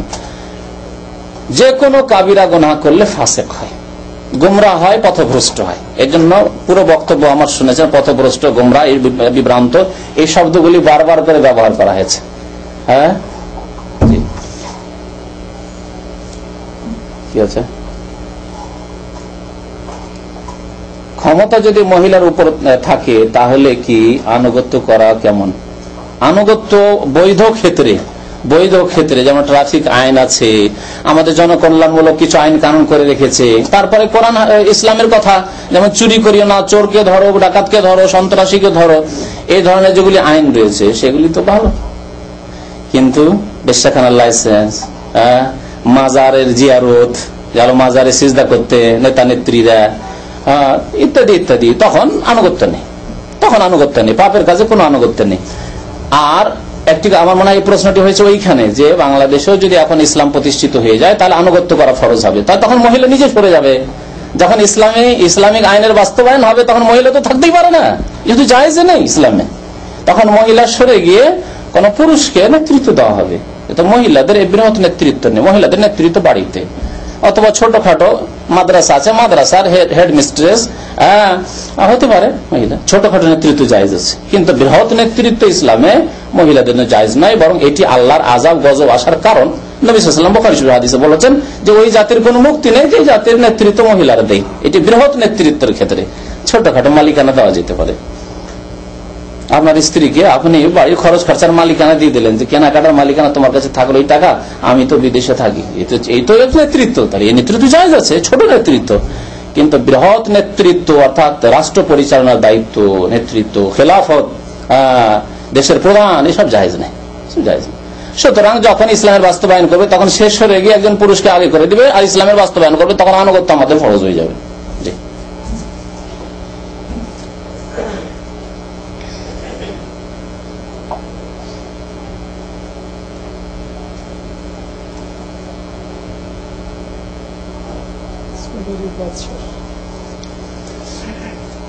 সৌদি আরব সম্পর্কে যে প্রশ্ন করেছেন কিছুই জানেন না আসলে। সৌদি আরবে কেউ যদি কোনো সমালোচনা করে তাহলে তাকে হত্যা করা হয়, সমালোচনা করলে হত্যা করা হয় না। সব মিথ্যা কথাবার্তা। কেমন মিথ্যা কথা ছড়াছড়ি রয়েছে বাজারে তা শোনেন। যখন ওই কুয়েত আর ওই ইরাকের যুদ্ধ হয়েছিল তখন দেশে গেলাম, দেশের বাজার যে এত গরম, আর ওই বড় বড় পোস্টার ছাপিয়ে সাদ্দাম হোসেন দোয়া করছে, সিজদায় পড়ে আছে, এইসব পোস্টার ছাপানো, এই পোস্টারগুলি খুব দেখেছেন দেশে। আর হাজার হাজার মুসলমান ছেলের নাম সাদ্দাম রেখেছে। ওই বছরে যত জন্মেছে জাহেল মূর্খরা বেশিরভাগ সাদ্দামই রেখেছে। আমার এক খালাতো ভাই, সে তার ছেলের নাম সাদ্দাম রেখেছে, ওই কালে জন্মেছে সাদ্দাম। দেশে গেলাম, জিজ্ঞেস করলাম তোমার ছেলের নাম কি রেখেছে? সাদ্দাম। সাদ্দাম মানে কি? সাদ্দাম মানে তো অ্যাক্সিডেন্টকারী, ওর শাব্দিক অর্থ খারাপ, তুমি সাদ্দাম কেন রাখলে? তুই চেঞ্জ করো। আল্লাহ আকবার। এই তো অবস্থা মুসলমানদের। যে নাস্তিক, সেই নাস্তিক একবারে সেজদার অবস্থা, আর এই মোনাজাত যে করছে, পোস্টারবাজি, আমাদের সে তো মানুষ হইচইয়ের পিছনে বেশি ছুটে। তো কথা হচ্ছে যে সেই কালে কিছু লোকেরা স্কুল কলেজের পড়া, একেবারে মূর্খ না, স্কুল কলেজে পড়া লোকেরা এসে বলছে সৌদি আরবের বাদশাহ নাকি প্লেনে উড়ে উড়ে ব্যভিচার করে। আমি বললাম যে তার বাড়ি তো দেখনি, তো প্লেনে কি করে ব্যভিচার করে দেখলে তুমি?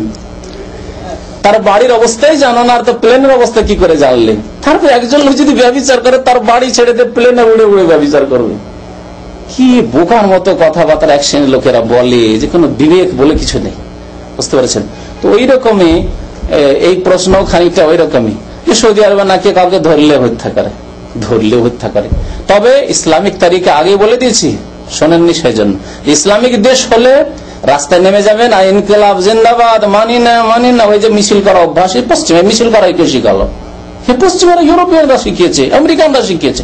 ইসলামে আছে কোথায়?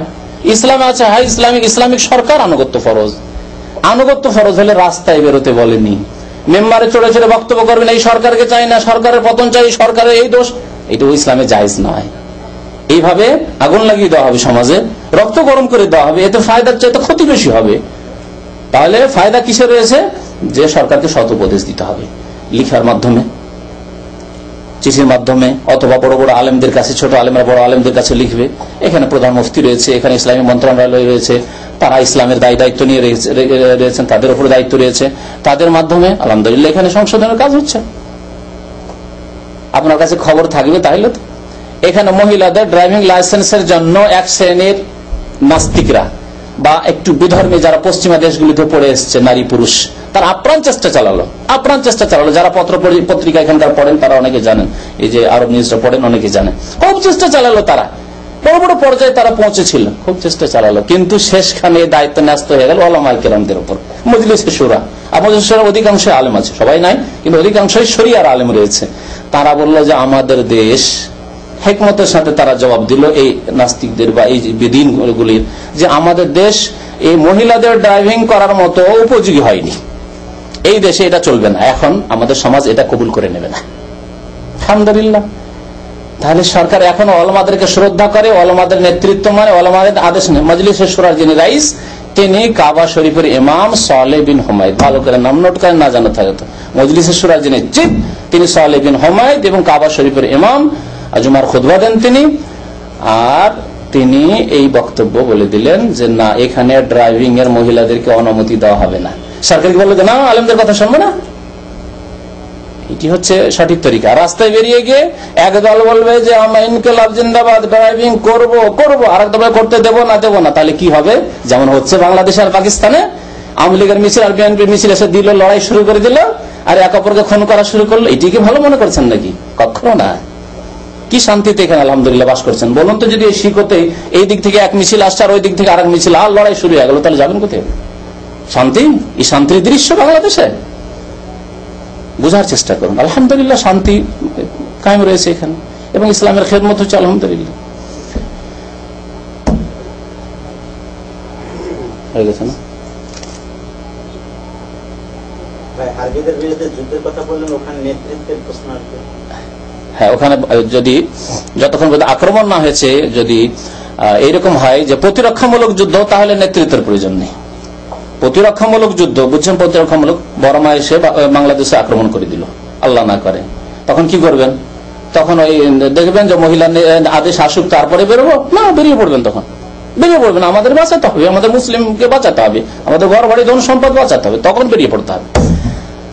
আর যদি আক্রমণাত্মক যুদ্ধ হয়, যেহেতু জিহাদ দুই প্রকারের, হ্যাঁ, তখন আমির, রাষ্ট্রনেতা, আমির মানে এই আব্দুর রহমানের মতো আমির নয়, আবার আধ্যাত্মিক নেতা, হ্যাঁ, বিন লাদেনের মতো আমির নয়। আবার অনেকে তো ধোকা খেয়ে আছেন বিন লাদেন সম্পর্কে, বিন লাদেনের মতো আমির নাই।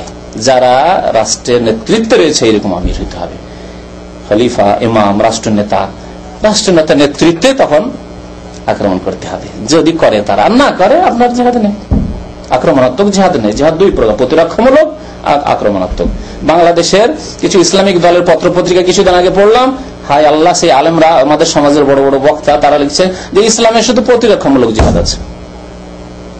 দেখেছেন না আপনি? মনে হয় দেখেছেন। এই বললেন প্রতিরক্ষামূলক শুধু যুদ্ধ। কাফেরদেরকে বলে এত ভয় যে কোরআন এবং হাদিসকে বিকৃত করে লুকিয়ে রাখতে চেষ্টা করছে। লুকিয়ে রাখবেন, কাফেরও তো পড়াশোনা করছে।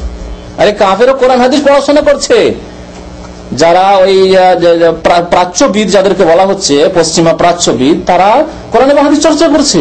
তা আপনি লুকিয়ে আর কতদিন রাখবেন? আর লুকিয়ে কেন রাখবেন? যেখানে হক, আল্লাহর দিনে দুই রকমের জিহাদ রয়েছে। প্রতিরক্ষামূলক যে কোনো সময় রয়েছে, আর আক্রমণাত্মক যখন ইসলামিক সরকার মনে করবে যে এখন প্রয়োজন রয়েছে।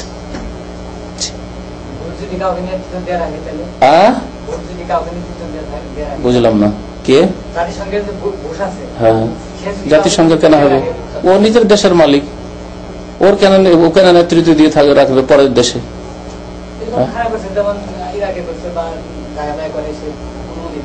না, তাদের চয়েসে, তাদের ফেভারের লোককে করেছে, কিন্তু সেই বলে সেখানে তাদের না, দেশ আলাদা আলাদা, তাদের এখানে কি আছে? জি,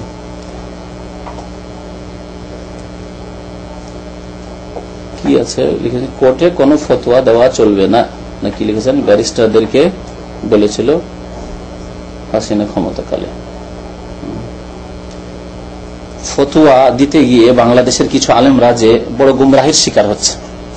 এক মহিলার কেস নিয়ে কি করলো, কি কেসটা ছিল, বিয়ে শাদী তালাকের ব্যাপারে কেস ছিল না, মনে নেই? এরকমই কিছু হবে মনে হয় নাকি, না ওইটা তো ভারতের কেস। আর একটা বাংলাদেশের তালাক টাকলে, এই তালাকে হিল্লা ধরনের এই ধরনের কেসগুলি ছিল মনে হয়। তো কথা হচ্ছে যে ফতুয়া দিতে গিয়ে আমাদের দেশের ফতুয়াবাজি এটাও মুশকিল। এক শ্রেণীর বিদাতি আলেমদের, তারা উল্টো পাল্টা ফতুয়া দেয়, কোরআন এবং সুন্নাহ বিরোধী ফতুয়া দেয় আর খেয়াল খুশি, যার ফলে এইরকম হয়তো যারা ইসলাম দুশ্মন অথবা ইসলাম বিদ্বেষী অথবা যারা মুনাফিক টাইপের লোক সমাজে রয়েছে তারা এই সুযোগগুলি গ্রহণ করছে। সুতরাং আলেম ওলামাদেরকে ফতুয়া দিতে হবে সজাগে, কোরআন সুন্নাহ ভিত্তিক সঠিক ফতুয়া দিতে হবে। তারপরে কোর্ট ফতুয়া দ্বারা চলে না, কোর্ট ফায়সালা দ্বারা চলে। ফতুয়া জবরদস্তি কারোর উপর চাপিয়ে দেওয়া যায় না, কিন্তু কোর্টের ফায়সালা বাই ফোর্স চাপিয়ে দেওয়া যাবে, পার্থক্য আছে দুটোতে। তো কোর্টের ফায়সালা ইসলামের আলোকেই দিতে হবে, তাকে ফতুয়া নাম দেন আর নাই দেন সেটি ফতুয়া না, কাজীর ফায়সালা। কিন্তু ইসলামী রাষ্ট্র কায়েম হবে তাহলে তো সে হাসিনা বা এই আর এক মহিলা এরা বলবে বা কেন, তাদের ইসলামী রাষ্ট্র যখন নেই তাহলে তারা কেনই বা বলবে যে ফতুয়া কোর্টে চলবে, আসলে তো চলবে না। এই যে রাষ্ট্র কাঠামো বর্তমানে তাতে কোর্টে কোনো ফতুয়ার কারবার নেই, সেখানে ইউরোপ আমেরিকা থেকে পড়ে আসা ব্যারিস্টার কাফেরদের আইন ল যারা পড়ে এসেছে তাদের কথাবার্তা চলবে, যেহেতু দেশ ওইভাবে পরিচালিত হচ্ছে। সুতরাং সেই কাঠামো আল্লাহর কাছে দোয়া করেন এবং নিজের সংস্কার সংশোধন করেন। আল্লাহ যেদিন পরিবর্তন করবেন অস্ত্র ধারণ করে নাই, আব্দুর রহমানের মতো গুমরাহ হয়ে নাই, আর এদের মতো গুমরাহ হয়ে ইসলামের আইনের বাস্তবায়ন করবে না, সেটাও নাই। দুই গুমরাহির মাঝখানে হিদায়াতের পথ সিরাতে মুস্তাকিম অবলম্বন করুন। আল্লাহ রাব্বুল আলামিন আমাদেরকে যেন নেক আমলের তৌফিক দান করেন, বাংলার জমিনে আল্লাহ রাব্বুল আলামিন ইসলামকে প্রতিষ্ঠিত করার জন্য তৌফিক দান করেন। আমিন। সাল্লাল্লাহু আলা নবিয়িনা মুহাম্মদ ওয়া আলা আলিহি ওয়া সাহবিহি আজমাইন।